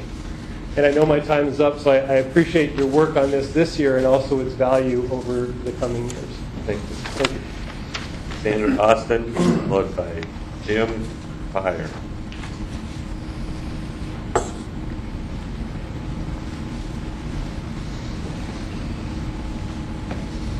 Kind of a tag team. Hold my hand. I do have packets here, and I don't know how you want to distribute those. Yeah, this should go on the last one. My name is Sandra Austin. I am one of the founding members of the Friends of Hendricks Park and have served on the board for 10 years. I'm also the chair of the Friends Forest Restoration Committee. We, the board, cannot emphasize enough the great partnership we have had with Parks and Open Spaces and the Hendricks Park staff. It's been a phenomenal partnership. We know the difficult choices that you need to make in these tough times and how hard the staff is working to adjust to this. We are here to testify for the Friends of Hendricks Park in support of continuing the city's investment in the Hendricks Park Forest Management Plan.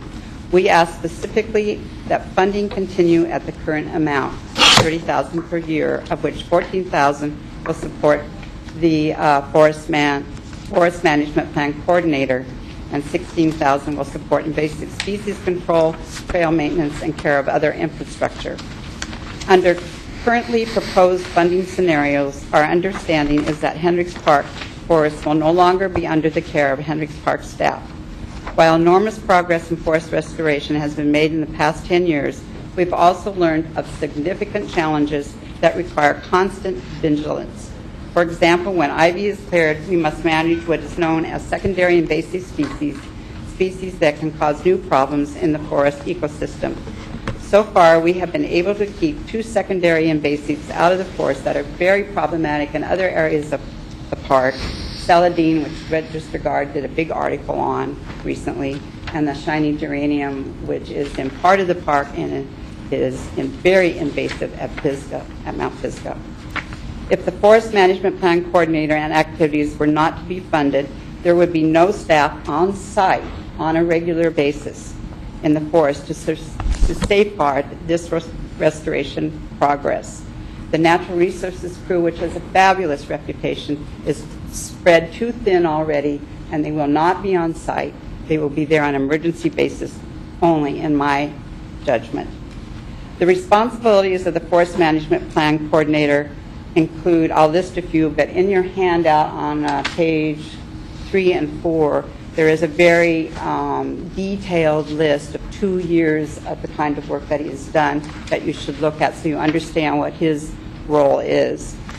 But basically, it's planning and implementing forest restoration projects, recruiting volunteers, students, organizations, and businesses, running forest restoration work parties monthly throughout the year, partner with Friends of Hendricks Park to plan and coordinate forest restoration activities.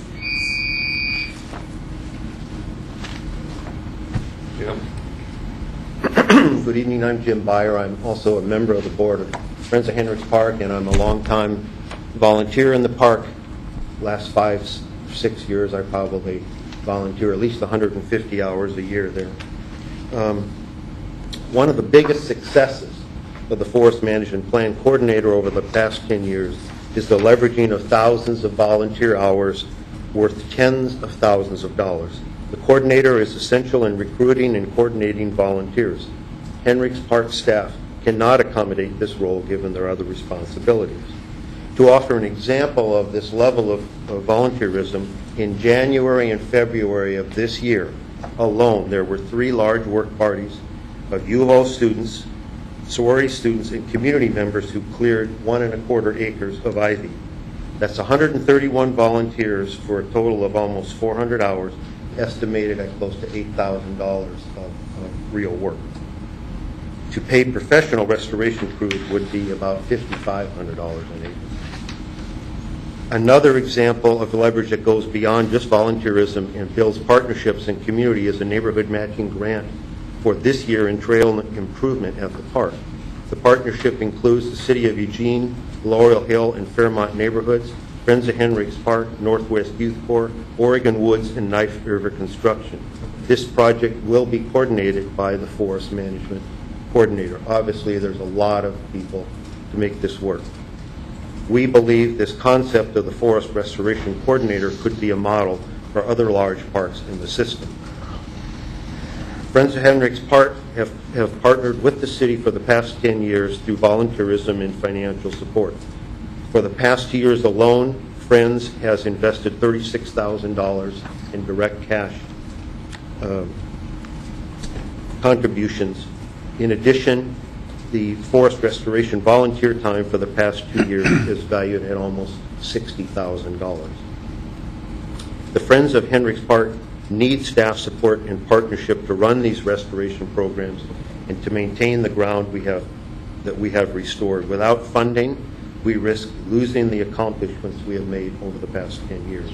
It would be a serious setback and waste of past dollars investments already made by the city and the Friends to stop the restoration program now.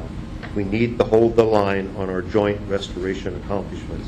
To do this, the forest needs an on-site coordinator to help coordinate the stewardship of the forest. In these difficult times, it is crucial for the city to play its role so the Friends of Henricks Park can continue to fulfill our mission, that is, raising funds, inspiring volunteerism, and increasing awareness of this great historical park. Thomas Price, followed by Sonia Ache.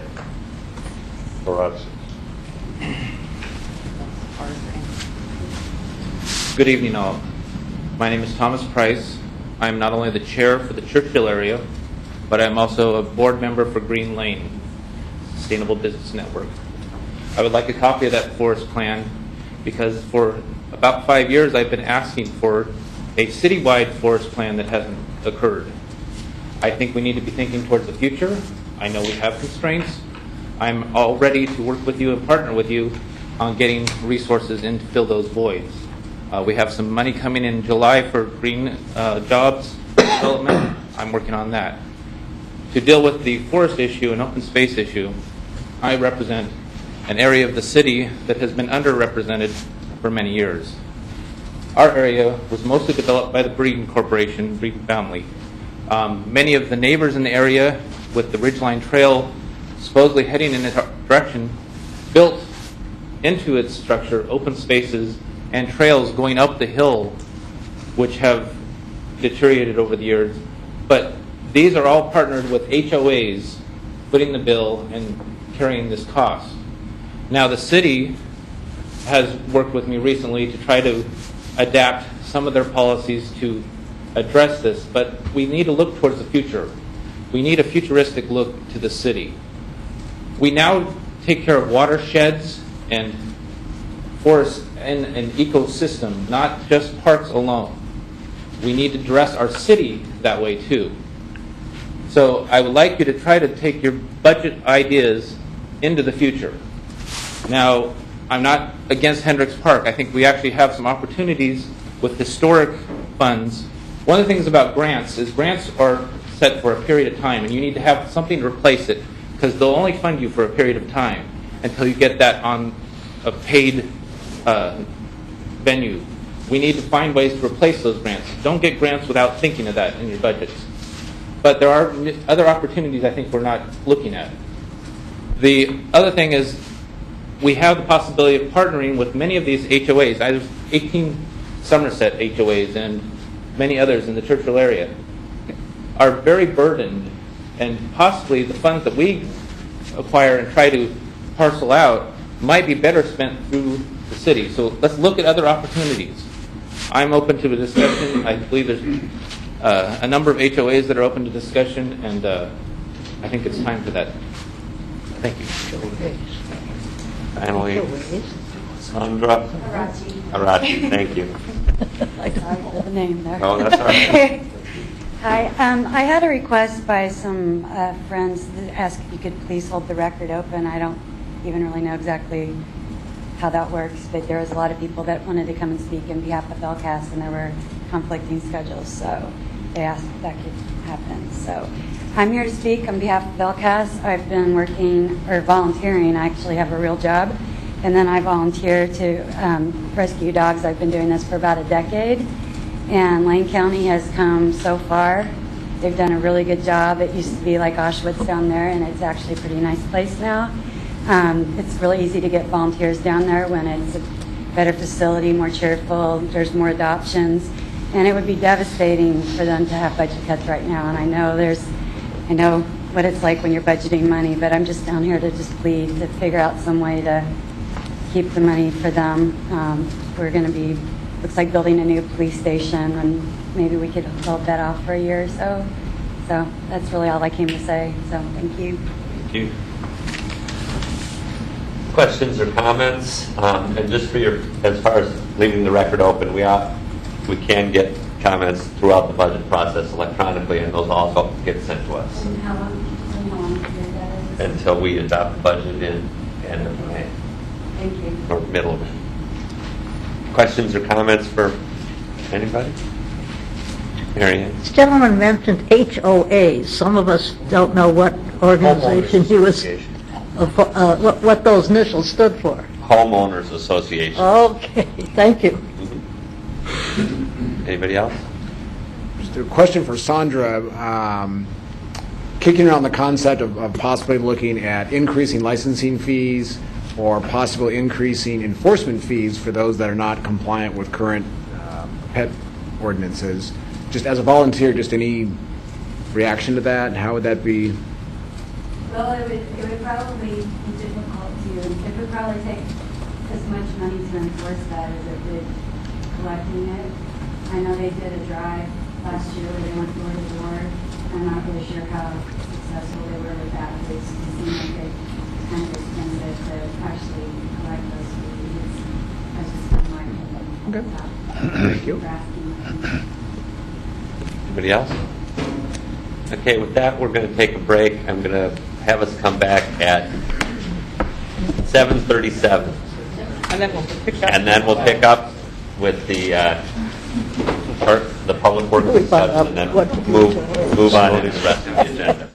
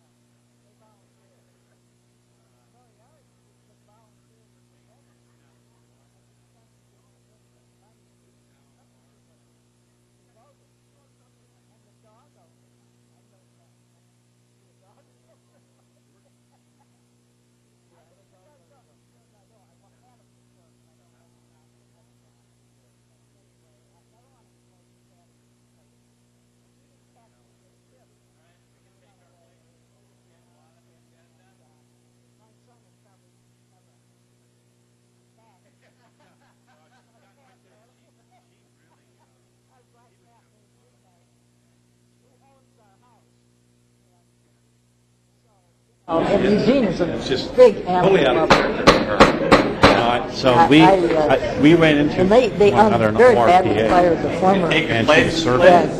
the stuff that nothing did wrong, just because they were mad because the so I thing thought, wasn't funded, God, so I they wonder managed to I wonder if hang it I on the poor director. people when I went to And a that was union, in county, that was when I was on the county couldn't go. board, Resume this which meeting is of the a lot more participatory. If you want to watch it on 21, it's interesting. We'll move on with questions for Kurt Corey regarding the first item that was on our agenda today. We'll start a list. We have Betty, then Terry, and myself. Or Doug. Actually, Doug is first in line from the last thing, so I apologize, Doug. Doug. Betty. Oh, Doug, Betty. I was only going to take a second, and it wasn't a question, it was a comment. I'm a coach, he's a referee, and it's payback time, and this is my opportunity. Not really. I just wanted to make a comment. It seems like the road crew follows me everywhere I go, and I just wanted to... It's not an accident, though.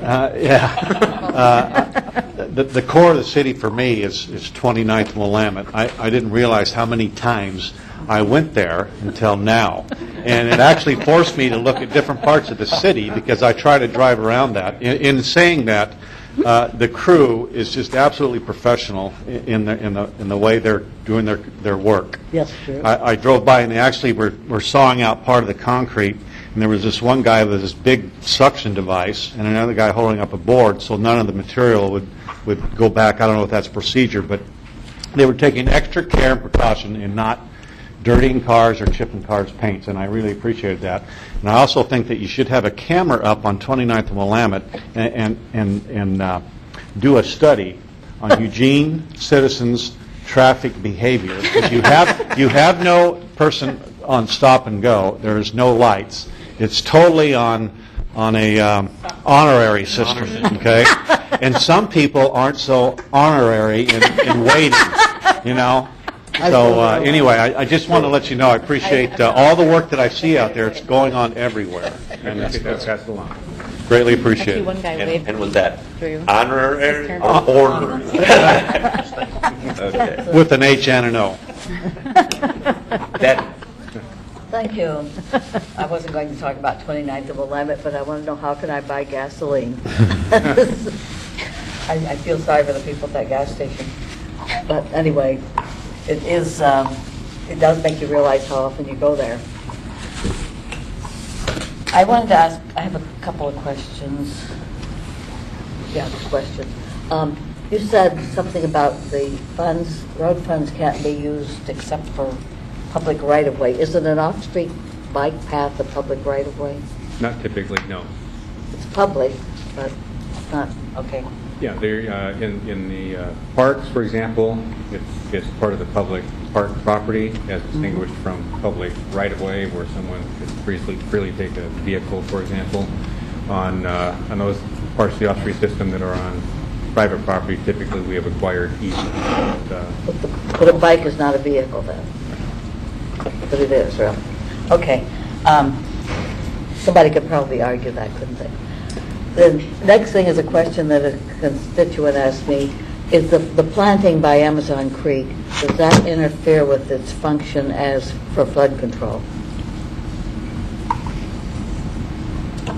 I guess the way I'd answer that is that there's a mix of uses, and short version of the answer I would give you is that the stormwater management plan that's been adopted in conjunction with our stormwater permit is intended to address multiple objectives.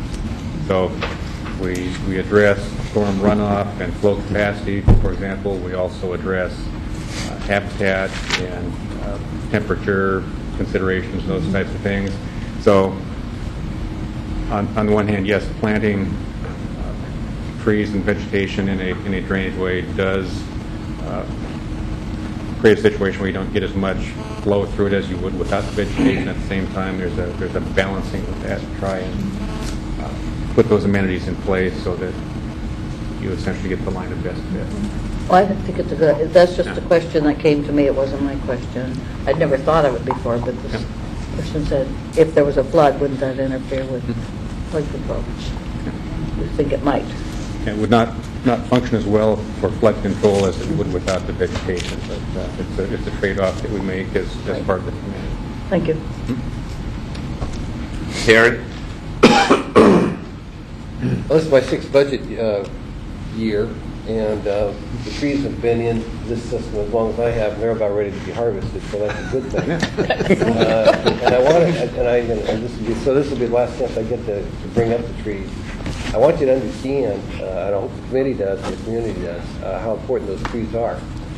Because in other places around the world, what you do with sludge, the leftovers of the solid waste treatment plant, is handled in an incredibly bad manner.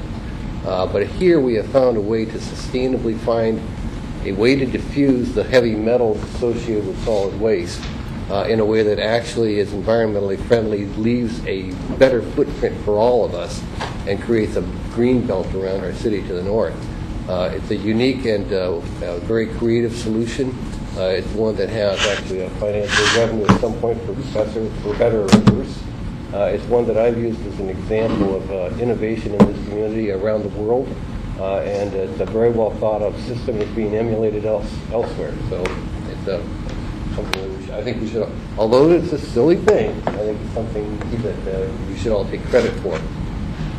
One of the questions that I had for your department was, we know that the surfacing of the roads is an issue that we've talked about endlessly. But to what degree is the infrastructure of the sewer system collapsing, and is there a way to deal with that? And I'm thinking specifically of Bethel, where a lot of those systems are old and probably in very poor repair because the materials that built it in the first place are not very high quality. Good question. I don't know that I could quantify the overall wastewater system and what portion has what lifespan left. I can tell you that as a community, it is recognized as a best management practice to do the amount of work that you all budget each year to do the rehab of that system, and so we're could we spend or invest more in that? We could. The impetus going into this initially was dealing with the infiltration and inflow problems. It's rare, I use the term rare, that we see an out-and-out collapse of a wastewater system. The bigger problem we have is that they get to the point where we have the inflow coming in, and oftentimes we can address that through the slip lining process. So, how much bad sewer is out there? There's some out there, but we're collectively not doing a bad job taking that issue on. Okay. And going back to the discussion about the stormwater runoff, on all new building permits, you're required to treat the storm water before it leaves the building site, or before the new development. And I also know that you've been doing some retrofits on that system. To what degree is that improving the water quality of the storm water runoff in the community? There's not a monitoring or testing standard that could give you empirical data as to what gets in that, because the ordinance and the process has again been set up as a best management practice model, where you believe that through utilization of one of the BMPs identified in the ordinance or the design standards, that you have a better end result than when you started. So it's more of a subjective outcome at this point than numeric. So to what degree? I don't know how I would answer that other than it's successful to the extent that any level of treatment of any of the runoff gives you a better end product than had it not been here before. And that's not likely very helpful, but I think that's where we're at. Thank you. I put myself in the queue. Thank you for the presentation. Thank you for the ability to not have a huge discussion regarding the road fund this year. We've done that for the past many, many years. I'm very glad that we're getting towards stabilizing that.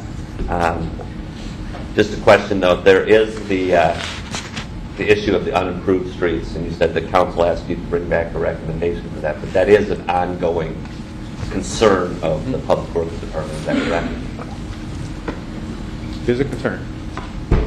And there is a substantial backlog of problems with the unimproved streets that aren't brought up to city standards. Right? There is. Okay. So if there was some sort of a one-time allotment of money that could be utilized to a good extent and with creative solutions like you used on Riverview and some other areas, correct? It's always helpful. That's good. Getting to something that Terry brought up, one of the concerns that I see kind of moving forward in the budget is we look to funds that are fully flushed as areas to divert money from for other uses. And I think stormwater is one of those areas. Stormwater and wastewater funds are one of those areas that we kind of have been picking from over the years. And I just want to make sure that in the future, you know, we keep that fund for what it's for, you know, to the best of our abilities, because there will be ongoing, you know, uses for that money. And if we keep siphoning money off, you know, say, well, we could use stormwater if we say it's like this, and we can use stormwater fund for that. It concerns me. I mean, I'm sure there's certain opportunities for that, but I think we should need to be vigilant about that and use the stormwater and wastewater funds for what it's designed for and what the citizens are paying for. Can I just comment on that real quick? I think it's a great point, and I appreciate you bringing that up. And I do think that Kurt and his folks and in my public works background, I do think we do a very good job of being very vigilant around that and very conscious of that nexus for the use of those funds. And so I think you're right on point. And so, for example, not only here but in many communities, sweeping is often paid for out of the stormwater fund, or at least a portion of that sweeping, because what doesn't get into the stormwater system actually has a very direct benefit on the stormwater system, which then it's an appropriate cost. So I appreciate you bringing that up. George Brown, followed by Claire. Thank you. Will you tell us where the biocycle farm is again? It's off of Highway 99. Oh, sure. It's if you go out Highway 99 to Aubrey Lane and turn right, so it's on the northeast quadrant of Highway 99, Aubrey Lane. And it's about 400 acres, did you say? The poplar farm is about 400 acres. The entire land holding on that site is about 600 acres. Okay. What is the long-term, was that taken account of, like, say, during the ACLA process? You know what? I think I went to the first meeting of the Envision Eugene last night, and you know the buzz around the tables was, where are we going to do infill, and how will we know when it's time to expand? If we have to expand, how are we going to expand the urban growth boundary? I'm just wondering, is that developable land? Someone else might have to answer how or if it was discussed in the ECLA process, but what I can tell you is that it's been contemplated in the Metro Wastewater Management Commission facilities plan for some time as essentially having an ongoing life as a biocycle facility, to the extent excuse me, the 400 acres have been placed into that use. The balance of it is potentially available for other uses, and I believe we did send out a indication within the last month or so that Rexius has expressed an interest in some of that site. So yes, I guess I would characterize it as the 400 acres are likely going to exist as a poplar farm into the at least planning horizon. Other portions of it, exclusive of what other activities we have associated with flood processing, or potentially the ultimate. There's a treatment plant right near there. That would be the only, pardon me, that would be the only, perhaps, impediment to having housing, or you may want to have housing in a shopping center right next to a sewage treatment plant. It already is, George. Yeah. It's on But it's on the land. It's on River Avenue and Beltline. Right, I see. From a process standpoint, the wastewater is conveyed to the plant near Beltline and River Avenue, and the sludge, the solids that comprise a portion of the wastewater are extracted at that site and piped out to this facility and dried through a series of lagoons, drying basins, and ultimately onto the trees. Theoretically, it could be used at some point in the future, perhaps, for housing and commercial and light industrial, maybe. This particular site? Yeah. My own opinion is probably not as long as we stay in what is today the traditional wastewater treatment business. Okay. Okay, thank you. I'm just curious. I'm looking at 400 acres. I go, wow, that's a chunk of land. Okay. And then you mentioned the first harvest is scheduled for 2014. Are they going to be used for paper? Or the market will drive that. We get or that boards question or periodically. Yeah. As poplars were established, there were strategic decisions made around what do we think the market is 10 years from now, and so you can make decisions about how closely together you plant the trees, which makes them grow tall and spindly, that typically feeds the paper market. We generally made decisions. When I say we, I should reinforce that it's an MWMC facility and we're partners with Springfield, so this isn't what Eugene Public Works is doing. This is a regional partnership. Sure. Just to make that clear, the design decision was made to plant the trees further apart so that they would grow to a broader dimension, potentially for furniture or cabinet industry. And if our bets are right, then the market in 2014 for that type of dimension wood is there, then we will make a decision. Okay, and just one last question. You expect to make money on this venture, right? It's going to be profitable. This is a for-profit tree farm. Yeah, my friend Terry has asked me that question a number of years, and that's why I always say that the third position of the goals is having a viable agricultural operation.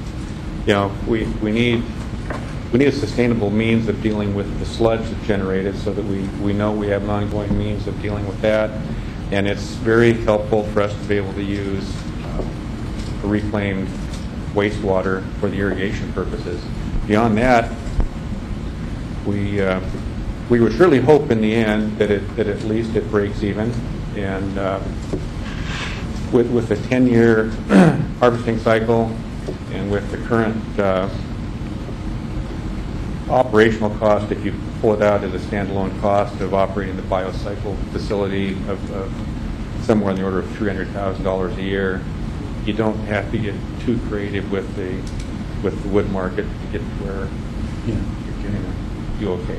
Okay, one last question, just on one more thing. What would you do with the sludge if you didn't have this place? Prior to the poplar farm, it was largely applied to agricultural lands, and to a degree, a certain amount of it is today. The bet that we're hedging against is whether or not the continuing regulatory environment that we're in would allow that to continue as a viable use of the sludge. Because of the heavy metals, you don't necessarily want them in the or whatever else. Food supply, whatever else is in there. Yeah, understand. Okay, thanks. Claire. So Kurt, so we have the proposal from the city manager to eliminate the preventive and ongoing maintenance of the off-street multi-use paths. Is that in your budget? Is that under your purview? So we had a question from the public, from one of the members of the public, about what if we just reduce the amount of maintenance instead of completely eliminating it. So I wouldn't mind hearing a little bit about what that might mean, or if a schedule could be worked out that would still capture some savings without complete elimination.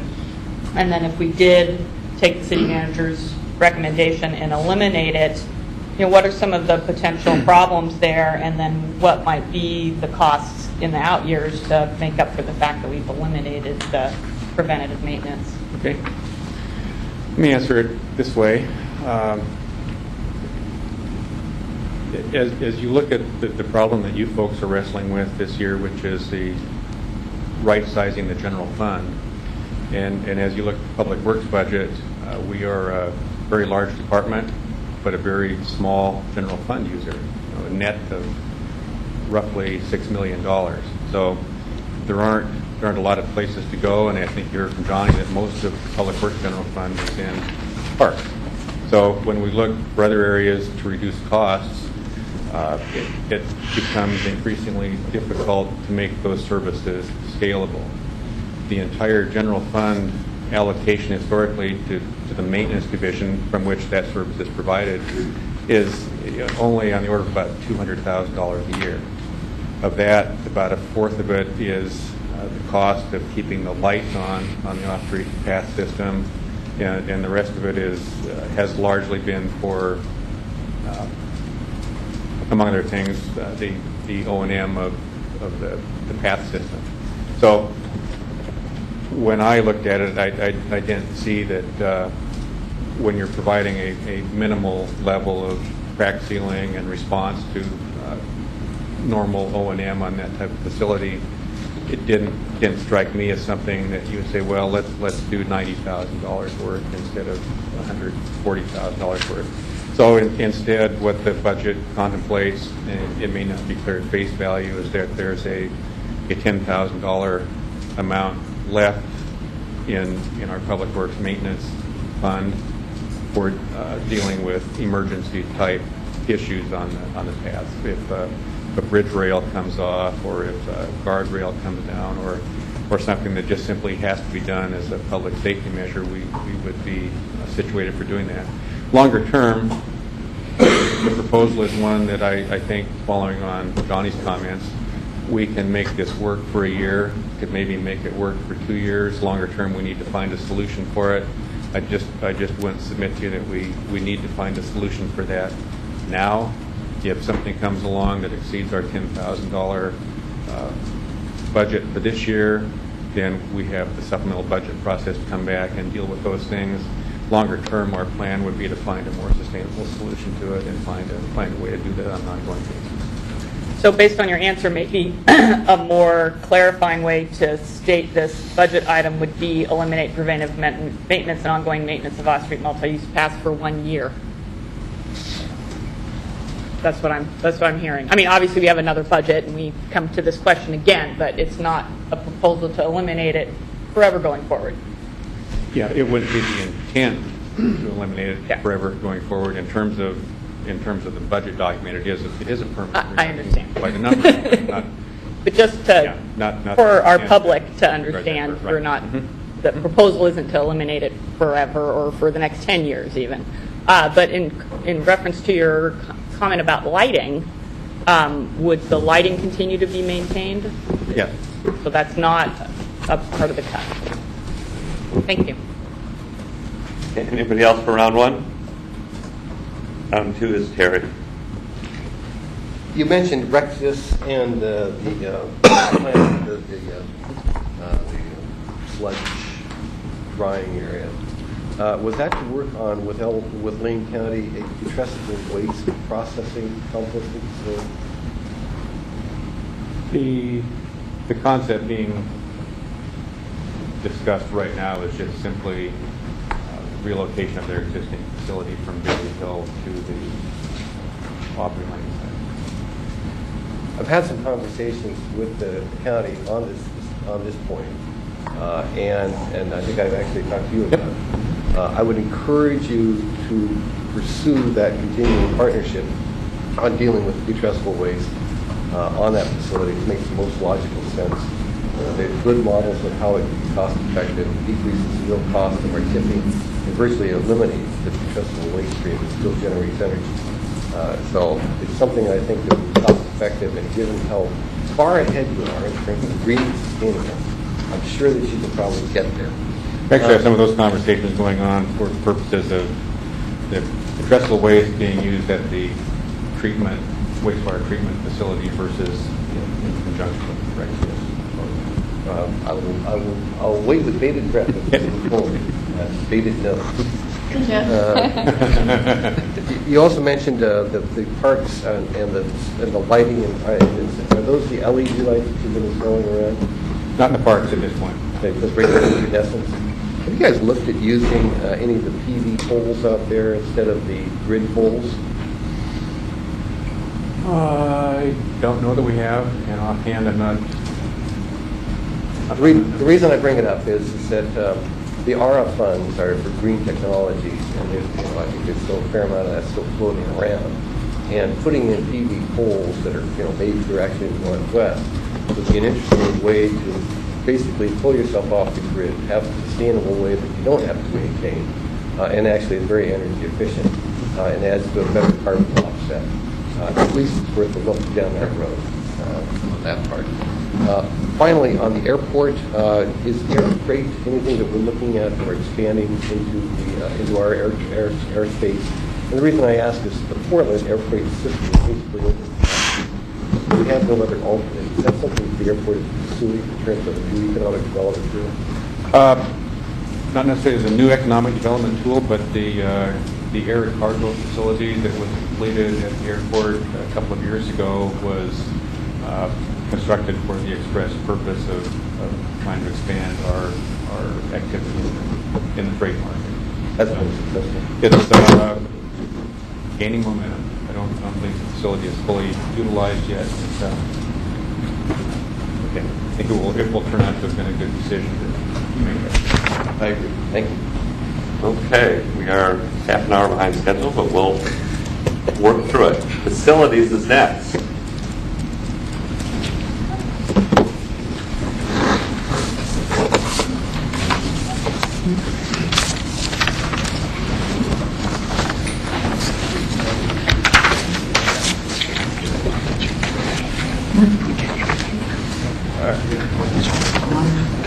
Good evening, everyone. I'm Mike Penwell, Design and Construction Manager for Facilities. I'll try to be concise and run through this fairly quickly. You've got more information in your budget document. Just provide a brief overview. Though I admit to being a facilities nerd and could talk for a long time on this, but I'll try to refrain. Just the person we want. Okay. A little bit of history first. Starting in FY01, the Budget Committee established a base budget of $1.7 million for the capital budget to be increased by $100,000 per year thereafter.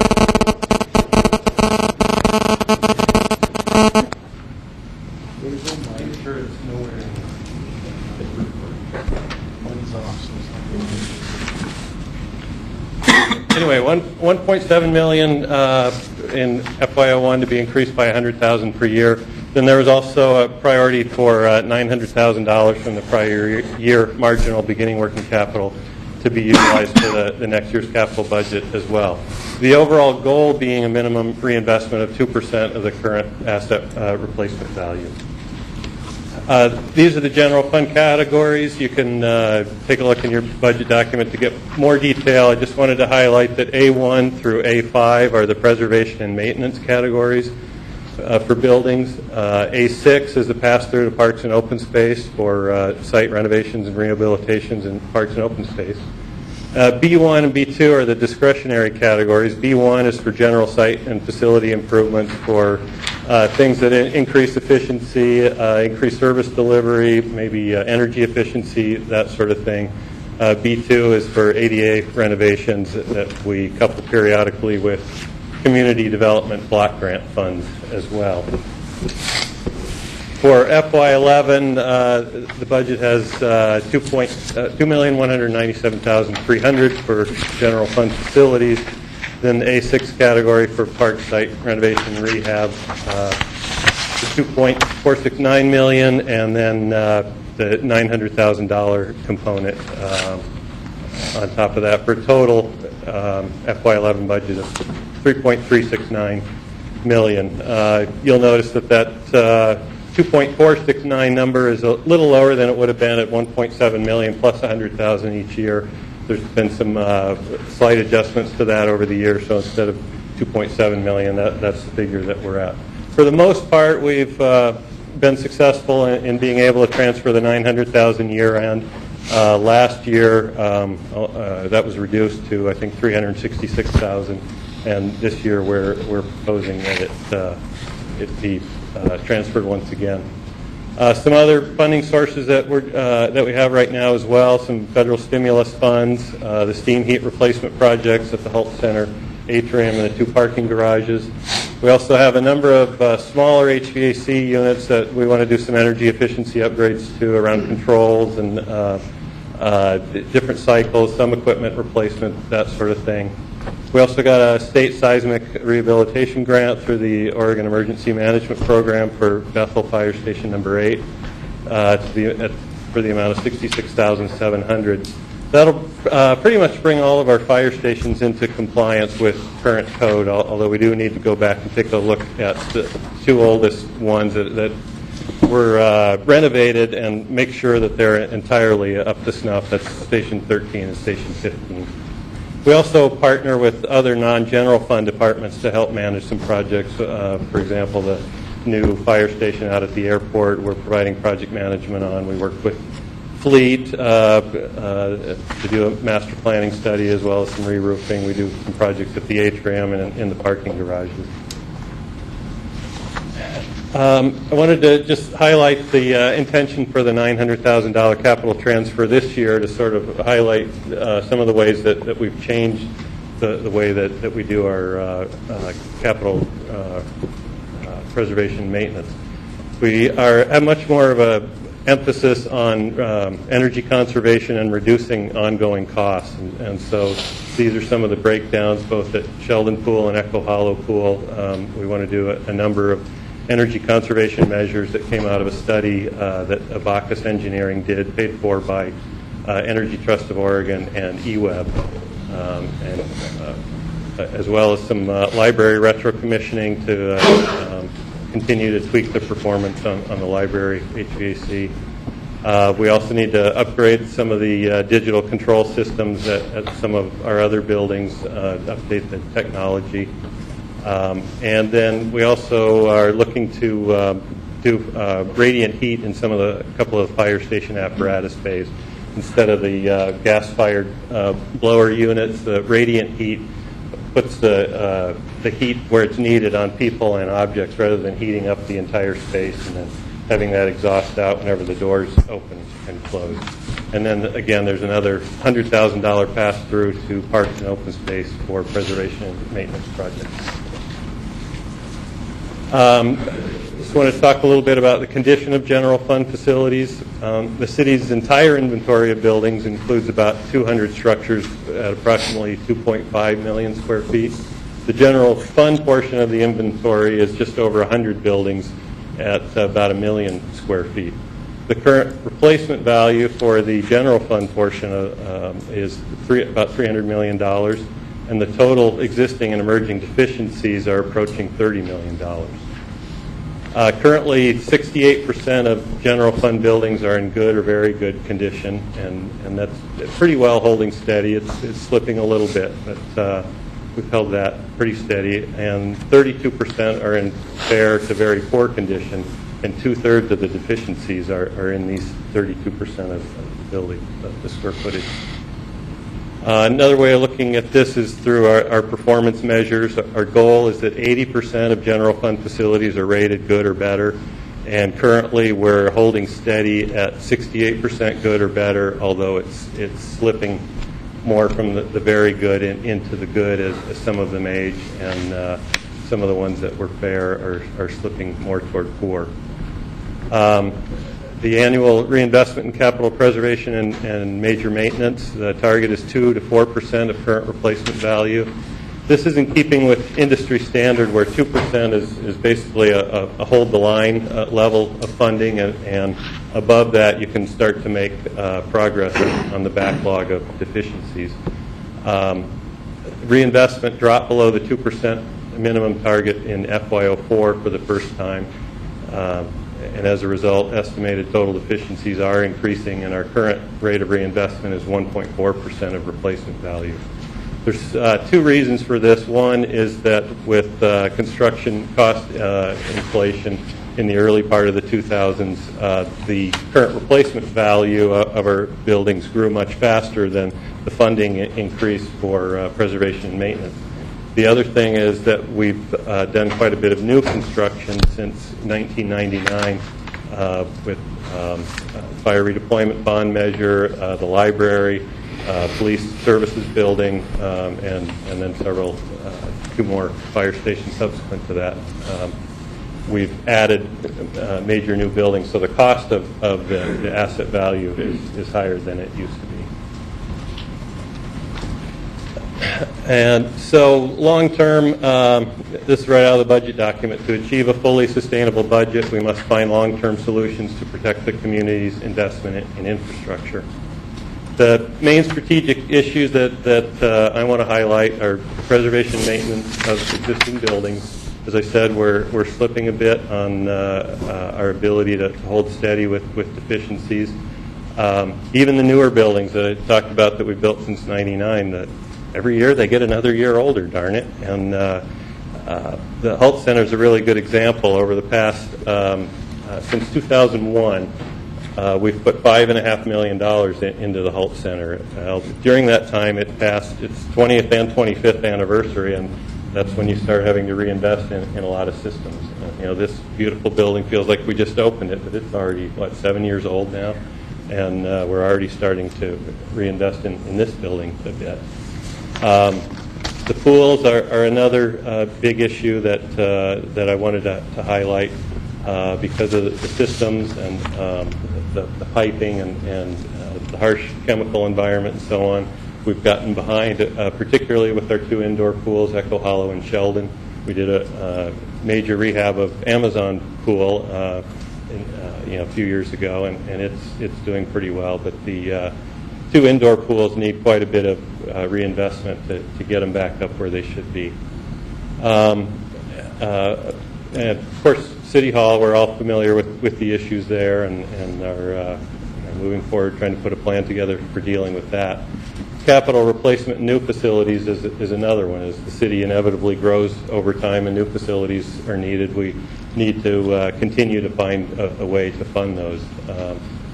Fire stations are great because we can always do a bond measure for them, but everything else, it seems like we have to find some other means of coming up with the money. So do we want to do the capital replacement component again to try to continue to build up the facility reserve, those kinds of things? And the last point, are there other alternative funding mechanisms that we can look at? Other than fire stations, are there things that are candidates for bond measures? Are there other kinds of things that we can look for? So that's the challenge around the capital budget. But with that, I'd just like to open it up to questions. Chris? You're first. The capital replacement new facilities always brings up the issue of City Hall. And we know from eWeb that they're on a timeline for their steam decommissioning.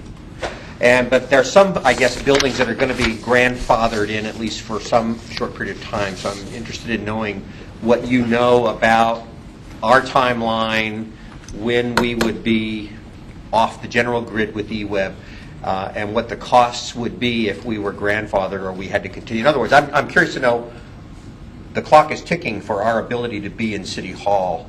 What's your best guess on what that timeline looks like, and what are some of the cost options if we have to continue there? Sure. Well, my understanding is that STEAM is tied primarily to Sacred Heart Hospital, and the contract with them goes through the middle of calendar year 2012. Right. That could be extended. I think that Peace Health is behind a little because of the economy and their plans to develop that campus. So whether that contract is extended or not, I'm not privy to. I've heard rumors that it may be.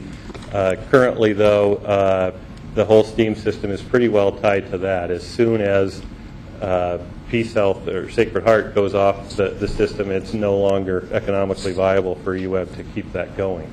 Whether they would leave customers high and dry or whether they'll be successful in providing incentives and so on to move all the customers over to alternative sources. And they're working really hard at doing that and have put together a good package of incentives and helping people work their way through the business energy tax credits and eWeb incentives, that sort of thing. But currently the official date is middle of 2012, which we need to have decisions made a good year ahead of that so that we can plan and institute whatever solutions we come up with. Perfect. Great. Thank you. Doug? Yeah, hi, Mike. Facility geek. That's putting it mildly.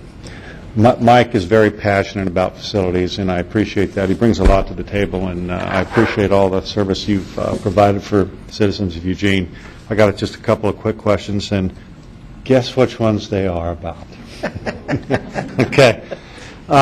You had mentioned that on the capital transfer, that 250 for Echo and 250 for Sheldon. I know pools are one asset that breaks down probably faster than any other asset that the city owns and operates. So the 250, what was recommended by that study group of what you do and how much have you done? Sure. Well, the recommendations have just been completed for Sheldon, and we'll be getting the ones for Echo any day now, but it's a similar package. And what we do typically on energy upgrades is we look at the payback period, and we generally look at it from a simple payback, not assuming, trying to guess what the inflation rate is going to be and so on.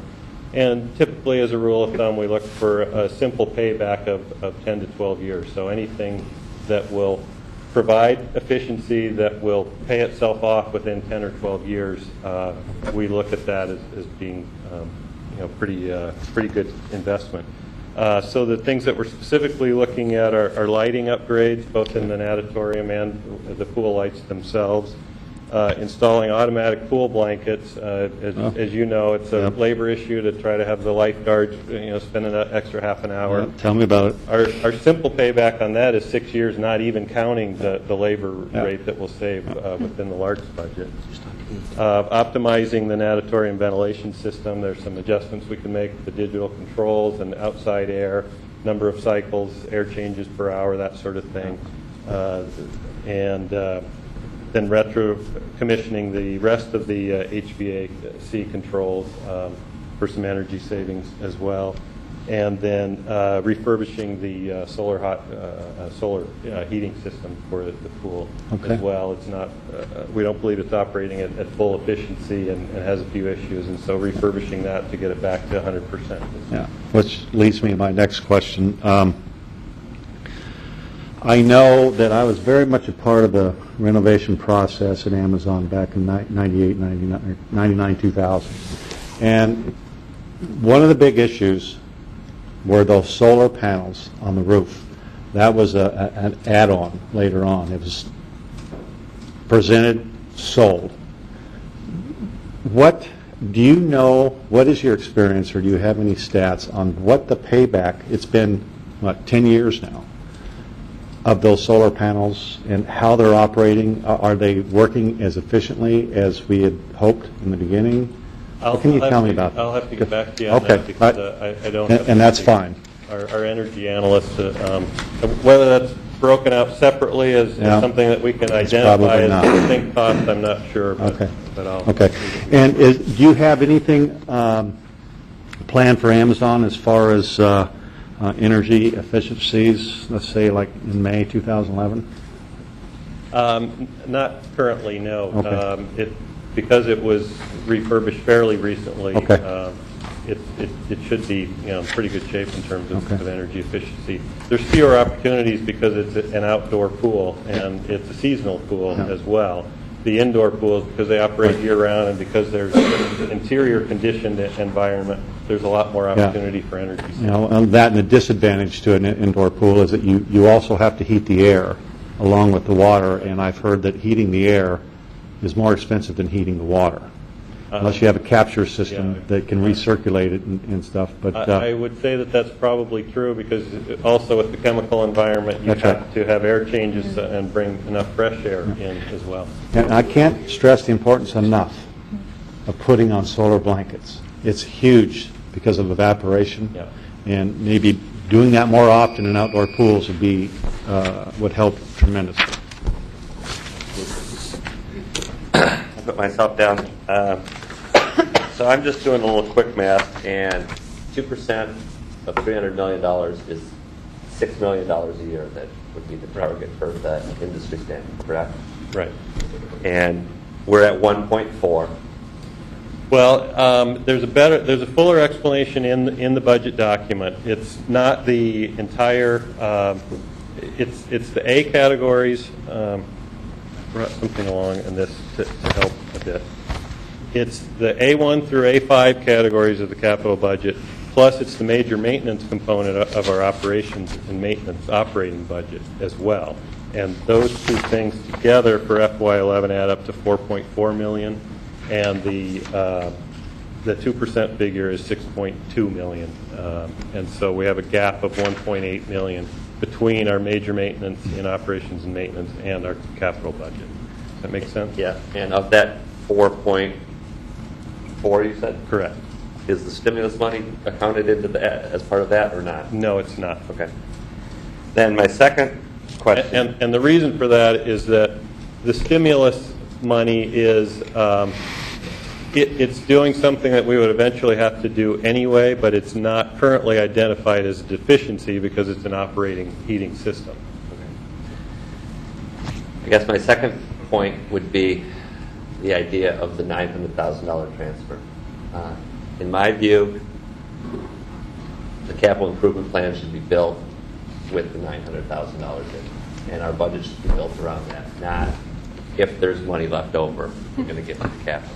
I think that if in the CIP that's coming next year, I would hope that that would be the way it would be presented, and anything above and beyond could be a council decision in a supplemental budget when the marginal beginning working capital is known, what that's there for. I think to build a capital improvement plan around the fact that this is what our needs are and this is what the budget is, and when you're building it with the assumption that that $900,000 is there. 2 years ago it wasn't there. This year it is, but in the budget that was presented to us last year it was not. It has come around that it will be in the supplemental. So it's just it seems like the correct way to do it is budget your capital improvement plan with the money that you feel you have for it. And then if the marginal beginning working capital is there and feel that the priority of that is capital, bring that forward to the council and let them make the decision on how to spend it. That's just my 2 cents. Karen. Mike, I was curious about the comment about the small HVAC units and using and doing work on those. How old are those HVAC units? They vary in age from, I'd say, 8 or 10 years for the newer ones, all the way back to probably 20 to 25 years old for some of them. So almost all these systems are the old 322 type systems? That's a question that's a little more technical than I'm prepared to answer, because we've transitioned some of our older equipment over to the new one. Of course, all the newer equipment has to be compliant with the latest standards in Freon. But we have transitioned some of our older equipment over, but I'm not sure of the percentage. It's more of an operations and maintenance question. The reason I bring it up is that typically on those systems, the cost of that replacement gas is lower than a core system. That's replaced relatively inexpensive. 322 million is a lot, and the cost is going to go up by about 15-fold.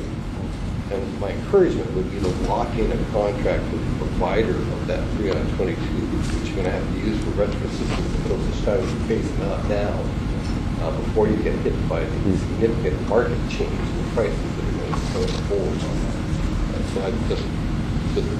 Okay. Just a suggestion.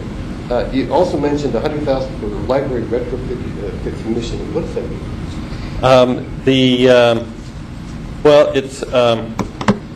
The larger answer is that the promise of sustainable design and green building is a little higher than the actual delivered performance, and you'll find that true wherever you go. U of O campus, their green buildings, anywhere.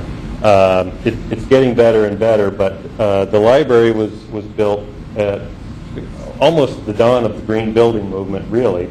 And while we had very aggressive energy savings goals, and we were shooting for 30% better than code requirement, when we analyzed those figures a couple of years ago, we're actually at about 17% better than code.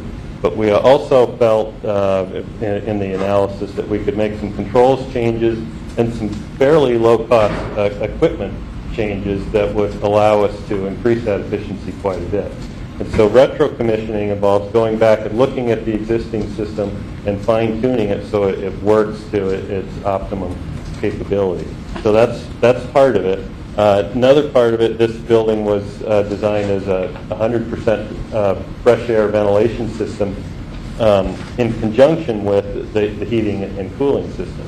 So part of the analysis found that we're actually over-ventilating the building. And so this room, for example, we're all generating a lot of hot air, literally. And in the way it was originally designed, the ventilation would just be going continuously. Well, 2 hours from now, there's no reason to have 100% outside air ventilation in here. And so we'll be installing CO2 sensors, carbon dioxide sensors, so that when our exhalation reaches a point, the sensors will say, we need more ventilation, and add it. Then the rest of the time, the ventilation will be dropped down to a 30% level, and we'll save money as a result. So most of what you're doing is controls? Controls and some sensors that will affect how the system is used. Yeah. Okay. He was last one. All right. That. Anybody else have any questions on the facility? Great. We will move on to aquatics.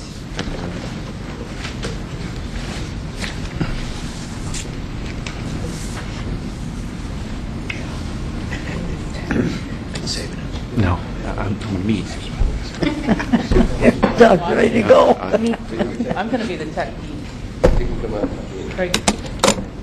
I'm Renee Group, the LRCS Executive Director, and this is Craig Smith, the Recreation Services Director.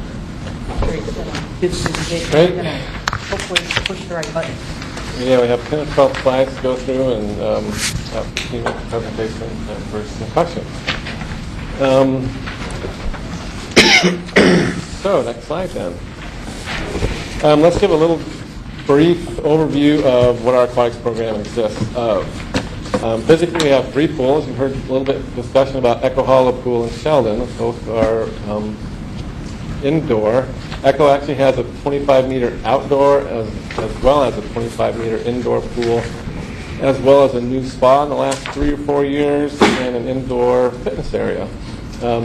Sheldon in North Eugene has a 25-meter indoor pool, what's called a diving pool, which is a unique diving tank with some diving boards and deep water fitness use, and also has a indoor fitness area.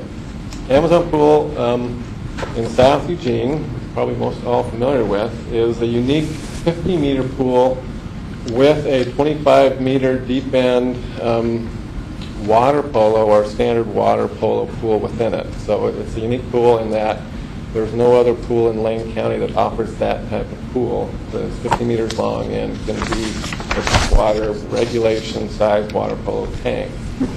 It also has what's called a shallow lesson pool for beginning swimmers, as well as a multi-use pool, which includes the big slide where people slide in the deep end, as well as the spray play areas in that part of it, and a spa. Next slide. Concerning services, program areas, we have approximately 250 patron visits per year, 250,000 patron visits per year. in a variety of areas. We have our Learn to Swim programs, which is primarily teaching people how to swim. Recreation swimming, which is drop-in, having fun. We have fitness wellness programs, which include lap swimming, also includes deep water and shallow water fitness, as well as dry land fitness training. Our competitive swimming program, it consists of club teams, which are both adult and youth, club swim teams. We also have youth high school swim teams. We also have water polo teams that are both club and high school, as well as we do some service to the U of O water polo team. And so we have a lot of practice times with those teams, as well as swim meets and water polo matches. And then our community events and partnership programs are just a variety of events to get the community to use the space at the pool, whether it's rentals, whether it's special events, movies in the school, dances, whatnot. And then finally, we also do a lot of training in this area with lifeguards in the areas and swim instructors in this area. So that's primarily a summary of the services in our aquatics area. When we talk about our budget goals for F11, I just want to step back and say this is kind of the goals that we work with in recreation. Citywide goals that every department had to work with. One is, and they're actually, to me, they're so applicable to recreation and what we do, but essentially we want to minimize impact on services. That was our goal looking at FY11. We wanted to minimize impact on our employees as far as layoffs. We wanted to contribute to a sustainable budget, something that lasts throughout. And we wanted to strategically align with the council and community goals, which primarily involved for us is maintaining access to all of our services, limiting our fee increases, which is part of access, keeping our costs as low as we can, and then apply triple bottom line thinking to our decision making. So that was part of the thinking we went into in making our budget decisions. So we come to Amazon Pool, and it's important to realize that it's essentially a 4-week delayed opening that begins mid-May and goes in toward mid-June, or typically our opening is around June 2021. It's important to understand that this is really only one component of many in the overall recreation services reduction package, which is about $261,000. Right now, the net savings for this 4-week delay of Amazon is about $8,000. And we put this graph together yesterday primarily to show you Amazon. It averages over the last couple years, and it's only 6 months, or 5.5 months, which is the open time of Amazon Pool. And if you look on the left side, we have, in the lower left, we have May, and then June is broken up into 2 time periods to try to capture this 4-week period we're talking about as far as closing or delaying the opening.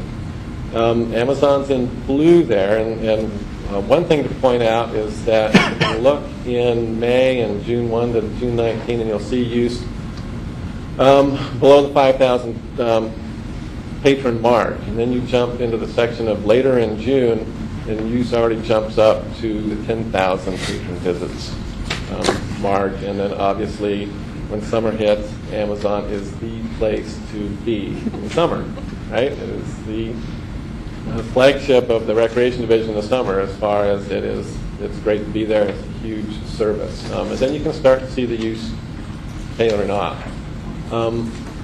As, of course, kids go back to school in a lot of cases. If you notice, one thing I want to explain before we move on is if you look at September and you look at Sheldon Pool and Echo Hollow Pool, you will notice that they're down in almost near the zero use category for the month of September, and that's based on the fact that we do scheduled closings of those 2 pools for maintenance reasons.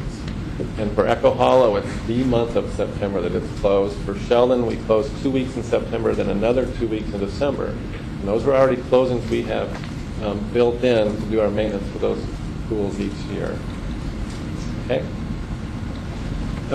So why the strategy of delaying the opening of Amazon Pool?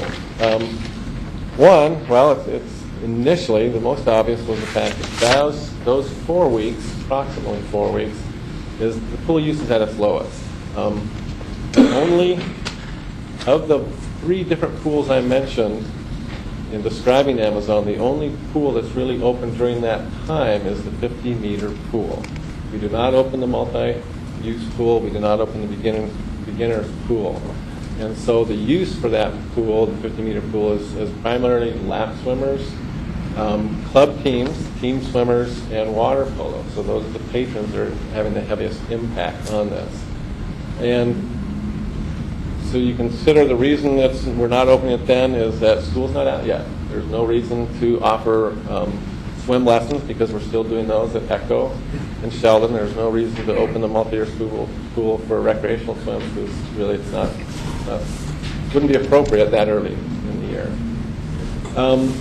So we also considered that the activity loss, which was the groups of users I mentioned, the lap swimmers, the teams, and the water polo, we feel there's a loss impact that we can partially accommodate those users at our other pools. And I want to wait for a couple more slides to look at that closely, and that's when we're called kind of the impact of who's getting impacted the most. Another reason to look at delaying the opening of Amazon is again, maintenance. It's an outdoor pool, and it's tough to do any maintenance in the wintertime on this. And so usually there's a time period in April, May, or early May, maybe March, April, our facilities crews is looking at what can we get done and what's the weather like to get things done. If we need to paint the pool, we need time to do it. And so it would provide some relief in scheduling for all the maintenance that needs to be done to get it open if we delayed our opening. We could predict we could have some better weather and not be on such a tight timeline to get things done. And then finally, obviously, it's a reduction in energy consumption by having it closed at that time. So here's the key part on who is impacted by the delayed openings. The first group are lap swimmers. And lap swimmers love the fact that Amazon opens and they can swim 50 meters versus the 25 anywhere else. They also love the fact they can be all outdoors. Now, Echo also has an outdoor pool that's open actually year-round if they want to, but it's a great attraction for lap swimmers to get 50 meters and be outdoors while doing it. And it's also a geographic advantage for those folks in South Eugene who have been possibly driving to Echo or Sheldon or even the YMCA during previous times. So the options for lap swimmers, if we do delay the opening, is that we feel that some of them, a lot of them, can be absorbed at Echo or Sheldon or other pools like the Y or in Springfield or River Road. But we also found out that we looked at how many of the lap swimmers that swim at Amazon actually buy passes, swim passes, lap swim passes at other pools. We found that only 47% really buy swim passes elsewhere, meaning there's almost 50% that want to swim Amazon at those times. Just Amazon, they really won't go anywhere else, so special use. Next group would be club swim teams, and this is what they're kind of referred to as the long course season. That includes a club called Emerald Aquatics, Team Eugene, and oddly enough, Willamette Lane Swim Club comes on over. Of course, they come on over because it's 50 meters. There's nothing in Springfield that has that. And again, these teams love this time period, again, because oftentimes they can compete in a 50-meter competition, and the 50-meter is a different type of training for that. So the options are that essentially we won't be able to serve Willamette Lane. They'll essentially, if we can't open during that time, they won't be there. But for Emerald Aquatics and Team Eugene, there will be the opportunity for them to practice at Echo Hollow and Sheldon. Now, of course, that practice will reduce some of their time they have. By our calculations of the hours available created by the Amazon being open versus squeezing those two teams into other practice times at Echo and Sheldon, there's probably about a 30% loss of practice time for them. And it's a different level of quality for their type of practice. But we can accommodate them. And then finally, the third group that's affected, and probably the group that is most affected by the 4-week delayed opening, is water polo. This is both the Eugene Water Polo Club that essentially requires 25 meters of deep water play water polo full length. It's kind of full length water polo versus half a pool. We have a U of O tournament at that time in the spring, and the U of O water polo club sport typically practice in the fall, but they hold a fundraising tournament at Amazon at that time as well. So the options, obviously we wouldn't be able to host the U of O tournament, club sport tournament, and the Eugene Water Polo Club would be displaced similar to the swim clubs. For that 4-week period, they would need to look at Sheldon and Echo Hollow Pool to get some practice time in. And because of the design of those pools there and the competition with the swim teams and the competition with other classes and swim lessons being taught, their practice time would also be significantly affected. It would be probably more 40 to 50% of their practice time lost during that 4-week session. And of course, you just can't replace the quality of what they're missing by not having a deep 25-meter pool. So now, to get out of the details of some of that, and just to elevate the look at the triple bottom line, I did a little analysis, a brief little summary, step back, look down. So essentially, economically, there's a slight positive impact of $8,000 saved with this strategy. Environmentally, there's also a slight positive impact of energy reduction, utility saved. This is a strategy that could contribute to our carbon neutral goal in 2020, as far as the entire city is concerned. And then social equity. Obviously, there is a negative impact on select group patrons. When I say select group, you're looking at, again, you look at a year use of 250,000 patron visits. Then you look at 5,000 to 7,000 during that time period. And it's slight when you look at numbers, but when you look at specifics, I couldn't say slight for some of the clubs that have to transition out. So that would be the triple bottom line analysis. And then I just want to use this last slide to kind of reflect back to the big picture with the Recreation Division and what it is doing to contribute to the reductions and the strategies around that also have to do with aquatics and essentially, all of recreation. We're restructuring our regular staff. A big chunk of aquatics is that we've realigned and reorganized the staff, and we've been able to save 1.5 FTE that do not need to be filled. And so they're taking on a greater responsibility. We've also reassigned regular staff in the sense we've transitioned one staff from one service area, athletics, to another service area, youth and family, to invest in some programming. This would be a new preschool out of Amazon that would actually increase our cost recovery and increase our revenue. So the more revenue we can produce, the less we have to cut somewhere else.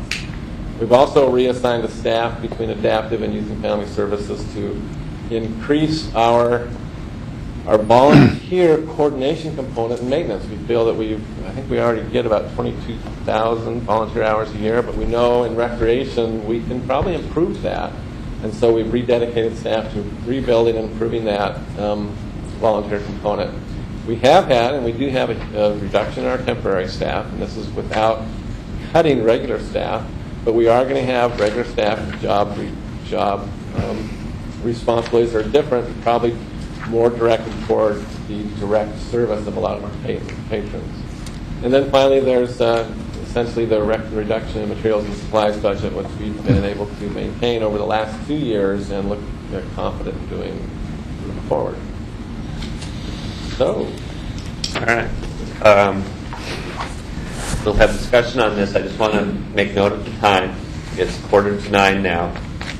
There is I have about 5 to 8 minutes of housekeeping stuff to do at the end of this, so there may be a small thing that we might go over a little bit, but let's try and keep it as close as we can to on time. But I also want to make sure that everybody has the discussion they need to formulate any kinds of decisions that they'll be making going forward. So we've got a queue started, and George Poling is first.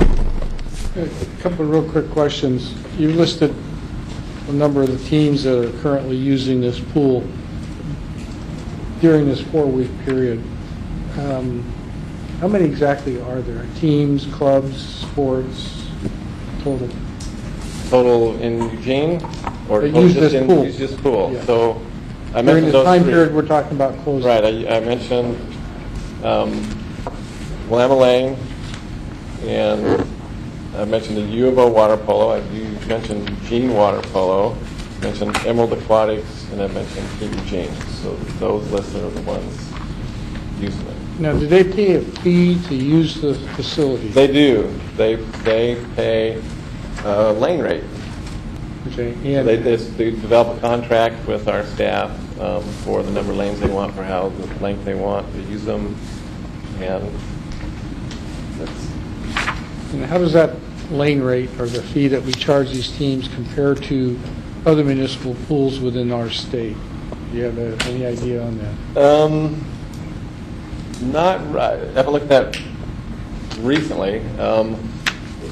It fluctuates. I think sometimes I've heard in the last that our lane rate is lower. I think it's pretty comparable in this region, but I think if you looked up in Portland, and then the lane rates there would be higher than what we're asking right now. Okay. And I'm not real familiar with how many other cities have the type of facilities we do, but if I could get a comparison chart of some of the other cities, what they charge these teams and for lane rates, so we can get an idea. And like you're talking about possibly losing the U of O water polo tournament, does that brings in additional teams from across the country into our area? I don't know the length or wherever they travel from, but it would be regional water polo. Yeah, it would be a big tournament. And do they charge an admission fee for? We kind of charge a rental fee when they use it for those 2 days. Now, I'm correct. talking about like the people coming to watch, non-participating. Probably people. not. Probably we just charge a rental fee for that agency to take over the pool. We'll provide the lifeguards and the structure for that time, and we'll charge them. Yeah, and would that be similar to what you would charge the community events or partnership programs? No, that would be a different rate.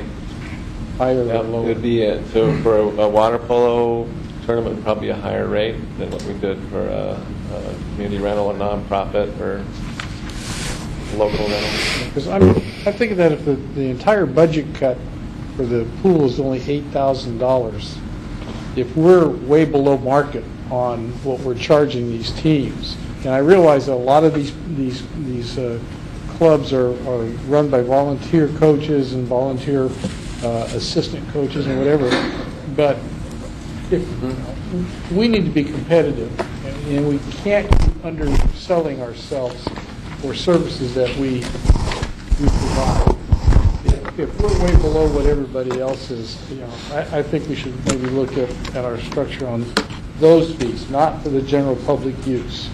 but So I know team for the sports. general aquatic fees, we're on the high end of our fee structure. But probably, we can get you that market savings. Thank you. Yeah. Doug? There are so many levels here that affect these kids, in which I'm going to make an amendment at the proper time, and I will address those levels, but not right now.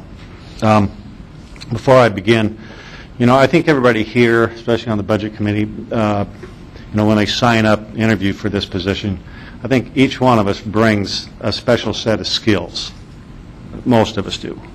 My skill is this area. So this is what I bring to the table. And hopefully I can bring some light into this and kind of get everyone here familiar with, there's an aquatic community. And it's hard to explain, but it's like I've never understood what a Grateful Dead follower ever saw in the Grateful Dead, but there's something there that makes them travel across the world. Well, it's the same sort of mindset with the aquatic community in here, and they have. I've been through like 3 of these closures, and in '81 was the most severe one, and the place was flooded with kids and parents. There's a lot that aquatics does for this community's kids that's very, very positive. This 4-week closure cuts in half that long course training for those kids, putting them in a severe disadvantage. And it even impacts water polo even more. You know, and I can compare that to, you're telling a girls and boys basketball team who's been practicing at a regular size gym, now to come into this size room and we'll throw in a couple of baskets and you practice boys, girls together in this size. It's the ceiling height, not depth of water, but ceiling height. It's the same sort of disadvantage that we're putting those kids to. Can I have a superintendent? So, and I appreciate all the work that Craig's done. We've had meetings before, and he's passionate about his work, and he supports aquatics, and so does Renee. And but there's a certain education I hope to bring to let you know what this impact means to the aquatic community, and especially these kids who work very hard. Let's do something for these kids that are doing something positive. Don't cut their legs out from under them. Long course training means a lot to these kids. Not to even speak about the lack of aquatic facilities that's well known in that side of town. I wish it was year-round, but it's not. Outdoor facilities do work. We have one that operates year-round, which I opened up in '88.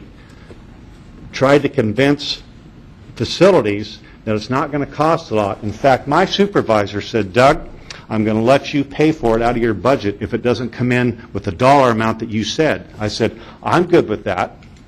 So, and it did. It didn't come in hardly at all high at all. I mean, I was told a figure, maintenance gave me a figure. This is long before you guys were here. And it was way, way below that.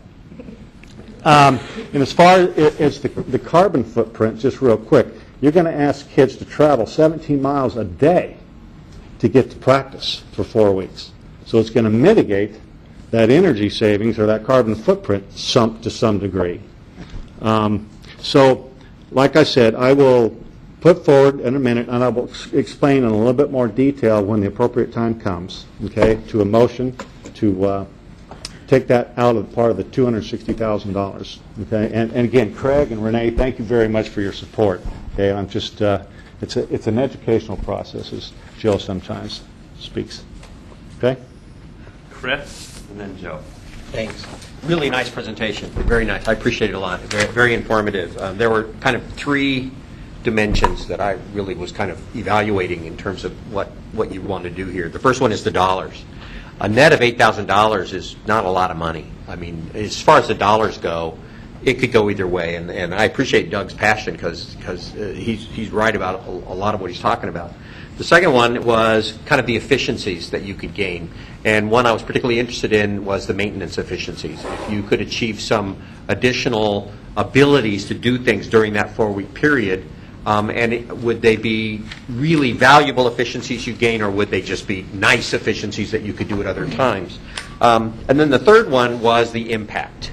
And Doug's right. I mean, swimmers, hardcore swimmers, particularly swim teams and folks like that, they're a community, and they're very passionate about what they do. And while I don't see this really having a large community impact because of the window that you're talking about, and that was good thinking on your part to look at that window, I don't know whether or not we really want to think about that group, the water, I'll call them the water dedicated segment, because that is a really important group, particularly for 50 meter. And if the net impact is only $8,000, but you can gain a lot of goodwill with a very passionate segment, that may be a good trade-off. I mean, that may be something we want to do. So I don't have really a lot of feeling right either way, but I think I could really be persuaded that some of the trade-offs in some of those other dimensions could be worth $8,000 easily, and we could find a way to do that. So it was a great presentation, very thoughtful. Go. Just a quick childhood question and then a budget question. Is it safe to assume that if a young child back in 1968 took swimming lessons at Amazon at 7 in the morning, and the only reason they learned to swim was to stop from freezing to death, is that pool warmer today than it was back in 1968? I think it's about 80 degrees today. Oh, okay. And that's probably warmer. Health and safety issue, just looking out for the liability. Hey, quick question, this might be to staff. Does Eugene contribute to YMCA kids sports or like the Babe Ruth baseball? We contribute to kids sports, correct? Babe Ruth is using city, the facility that they use primarily out at Beth Park is on city park property. Oh, no, I know, but are they self-funded, though, or does the city actually put general money towards that, or? Only through facilities, other than kids' sports, who we do contribute They rent. a small amount, or facility maintenance, called building Okay, I just, like I said, I appreciate, Doug's passion, kind of leaning with George here. To some extent, he's kind of a simple guy. It's obviously a very finite group of people that use that pool. Let's cut to the chase. It's not a usage issue. It's just a very, very extremely finite issue for a unique set of users. So $8,000 is a rounding error, I admit, so kind of chump change. But I'm with George. It would be curious to find out, 5 teams, that's an extra $1,600. And now you break it down to the number of swimmers, it might be an extra 5. I have no idea. So I'd be curious to know how many teams and how many swimmers actually use that in that time window, because it may not be that much to make up the $8,000. Thank you. George Brown, followed by Jennifer. Thank you. I was just wondering about if you figured out, if you close the pool for that month, it looks like there's going to be about 2,500 people that's in that zone, of people that would use it in those first 4 weeks, roughly. And so some of those are water polo players, and there's the tournament, and then there's the swimmers, and everyone has to pay a fee. Right. And what kind of income would we be losing? We'd save $8,000, but we were giving up an income also. Right. 8,000. So the revenue we're losing during that time is about 8,000 people. $16,000 during that month. But the 8,000 is the Net. net. Right. Net. That's already net. So saving facility monies and staffing. You'd be spending facilities. $24,000 during that time, but you'd be taking in 8. Correct. Saving $24,000, losing $16,000 in revenue, and that's how we come to the 8.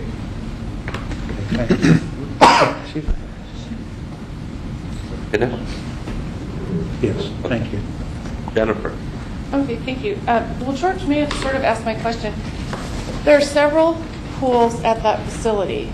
Is the 8, but all the teams we're talking about use just one of the pools, right? Correct. So what, is it conceivable to leave just that pool open and not use the rest of the facility for that 1 month? That's the way it's designed now. The first 4 weeks of Amazon opening is just that pool. And we don't open the Marketplace multi-use pool or the beginner's pool until school's out in mid-June. Right. Okay. Wow. Costs $8,000 for the 4 weeks. Okay. Anybody else? Joe? Not to, I'm with you, Doug, trust me, but the only thing, and I don't want we're at time, is just, speaking of parity, I have kids in Babe Ruth, YMCA, kids sports, and I honestly have no idea how much of what we pay actually goes, and how much the city pays to fund those kind of operations. It would be nice to know if we made a conscious decision to keep the $8,000 in, are we kind of just disproportionately applying money to our extremely finite set of users compared to other sports utilized in the city of Eugene? Multi-dimensional question. To me, it just strikes me just so obvious. That's just such a small. Bottom line is, if kids sports was $8,000 short, I assume they just raise our fees $8,000. I would assume.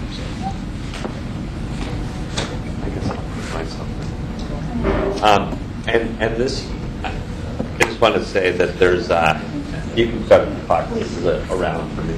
A few years back, we did a whole budget subcommittee thing on aquatic fees and are they too high, are they too low, and one of the conclusions that we came out of that is that aquatics will never make money or be fully self-supporting. It's just too expensive to be able to charge what it costs. Is the conclusion that we came to at that meeting, in those meetings. And so it was looked at, this is a service that the city provides to its citizenry. Just like a fire call can never be recouped. It's a service that the city provides to its citizens.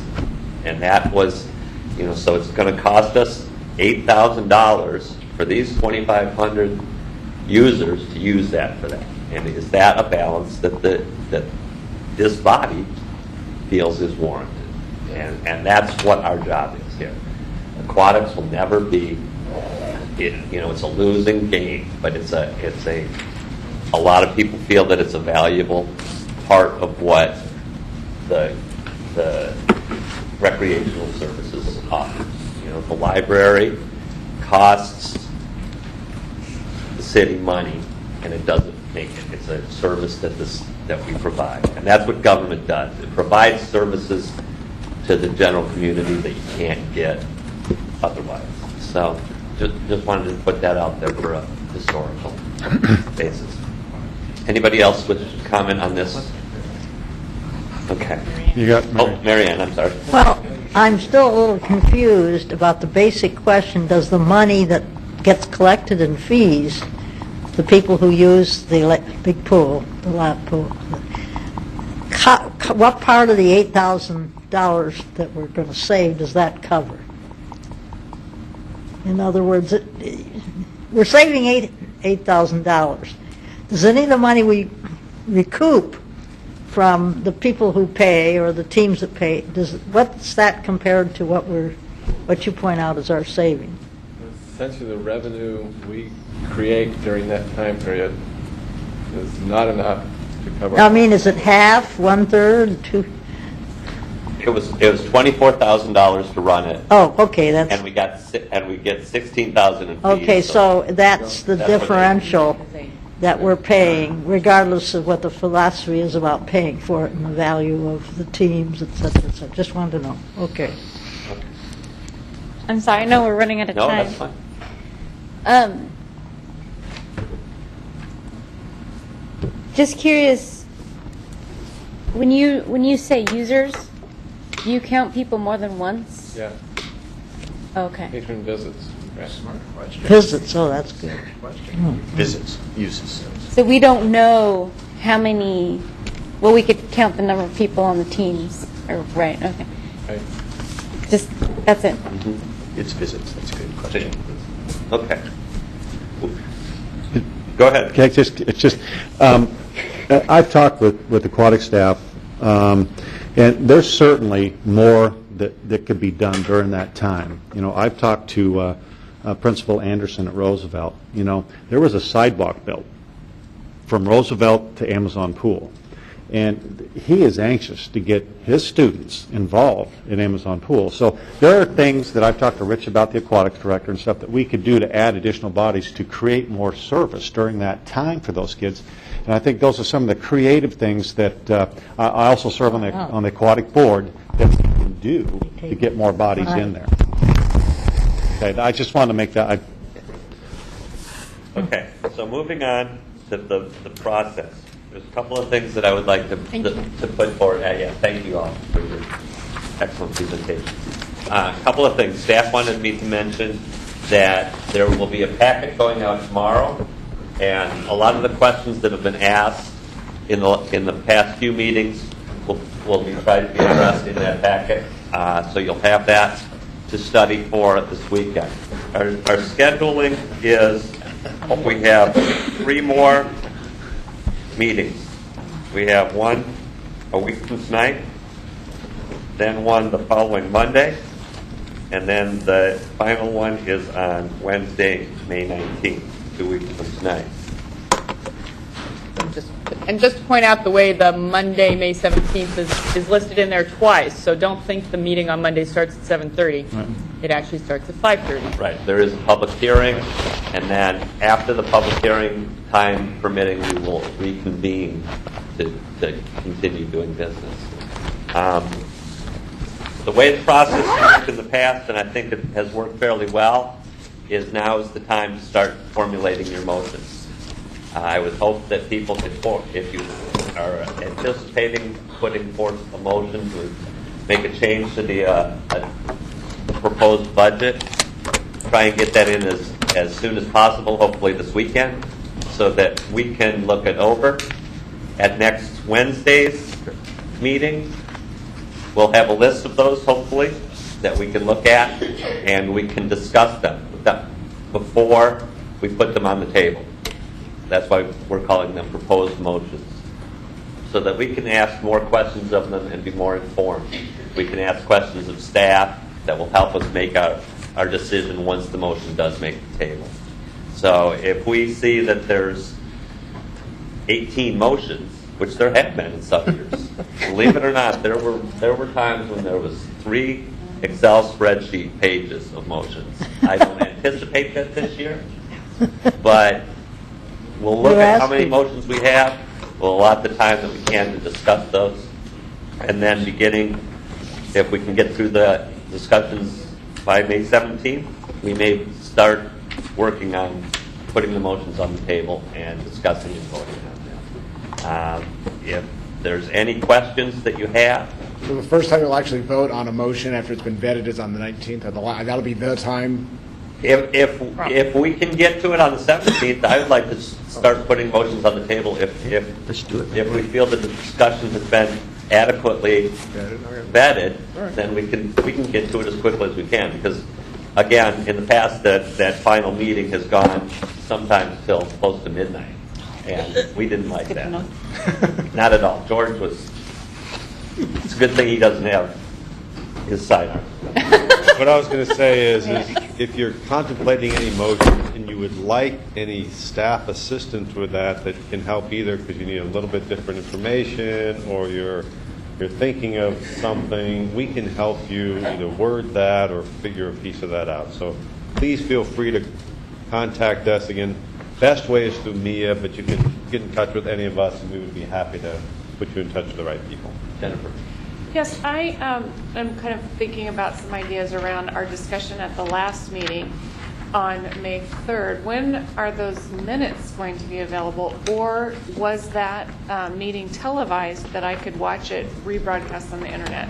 It was recorded. The Broadcast is available, and we will try to use the minutes to use it. Okay, well, no, that's okay. If the broadcast is available, that's sufficient. The other thing to consider when you're formulating these motions, you don't just have to have I move to do this to this. Now is the time when you can put your rationale in there, and it can be, 5 pages long, because once you get on the clock, it's hard to get all your points in. So if you want to explain why you feel that this is a justifiable change in the document, then But you need an offset. right. An offset is a very good way to help it get passed. It's not a requirement, but it'll probably be more likely to pass. This is where I say ongoing versus one time again. That's a good idea. That's a good idea. It's very, very important. Yeah. That is a staff position. Any other questions? New members or people who are unfamiliar, feel free to talk to other counselors, other members of the committee, and we'll try and guide you through this process as painfully as possible. Painless. Yeah, right. I have a gavel. It's going to be painless. With that, thank you for coming out.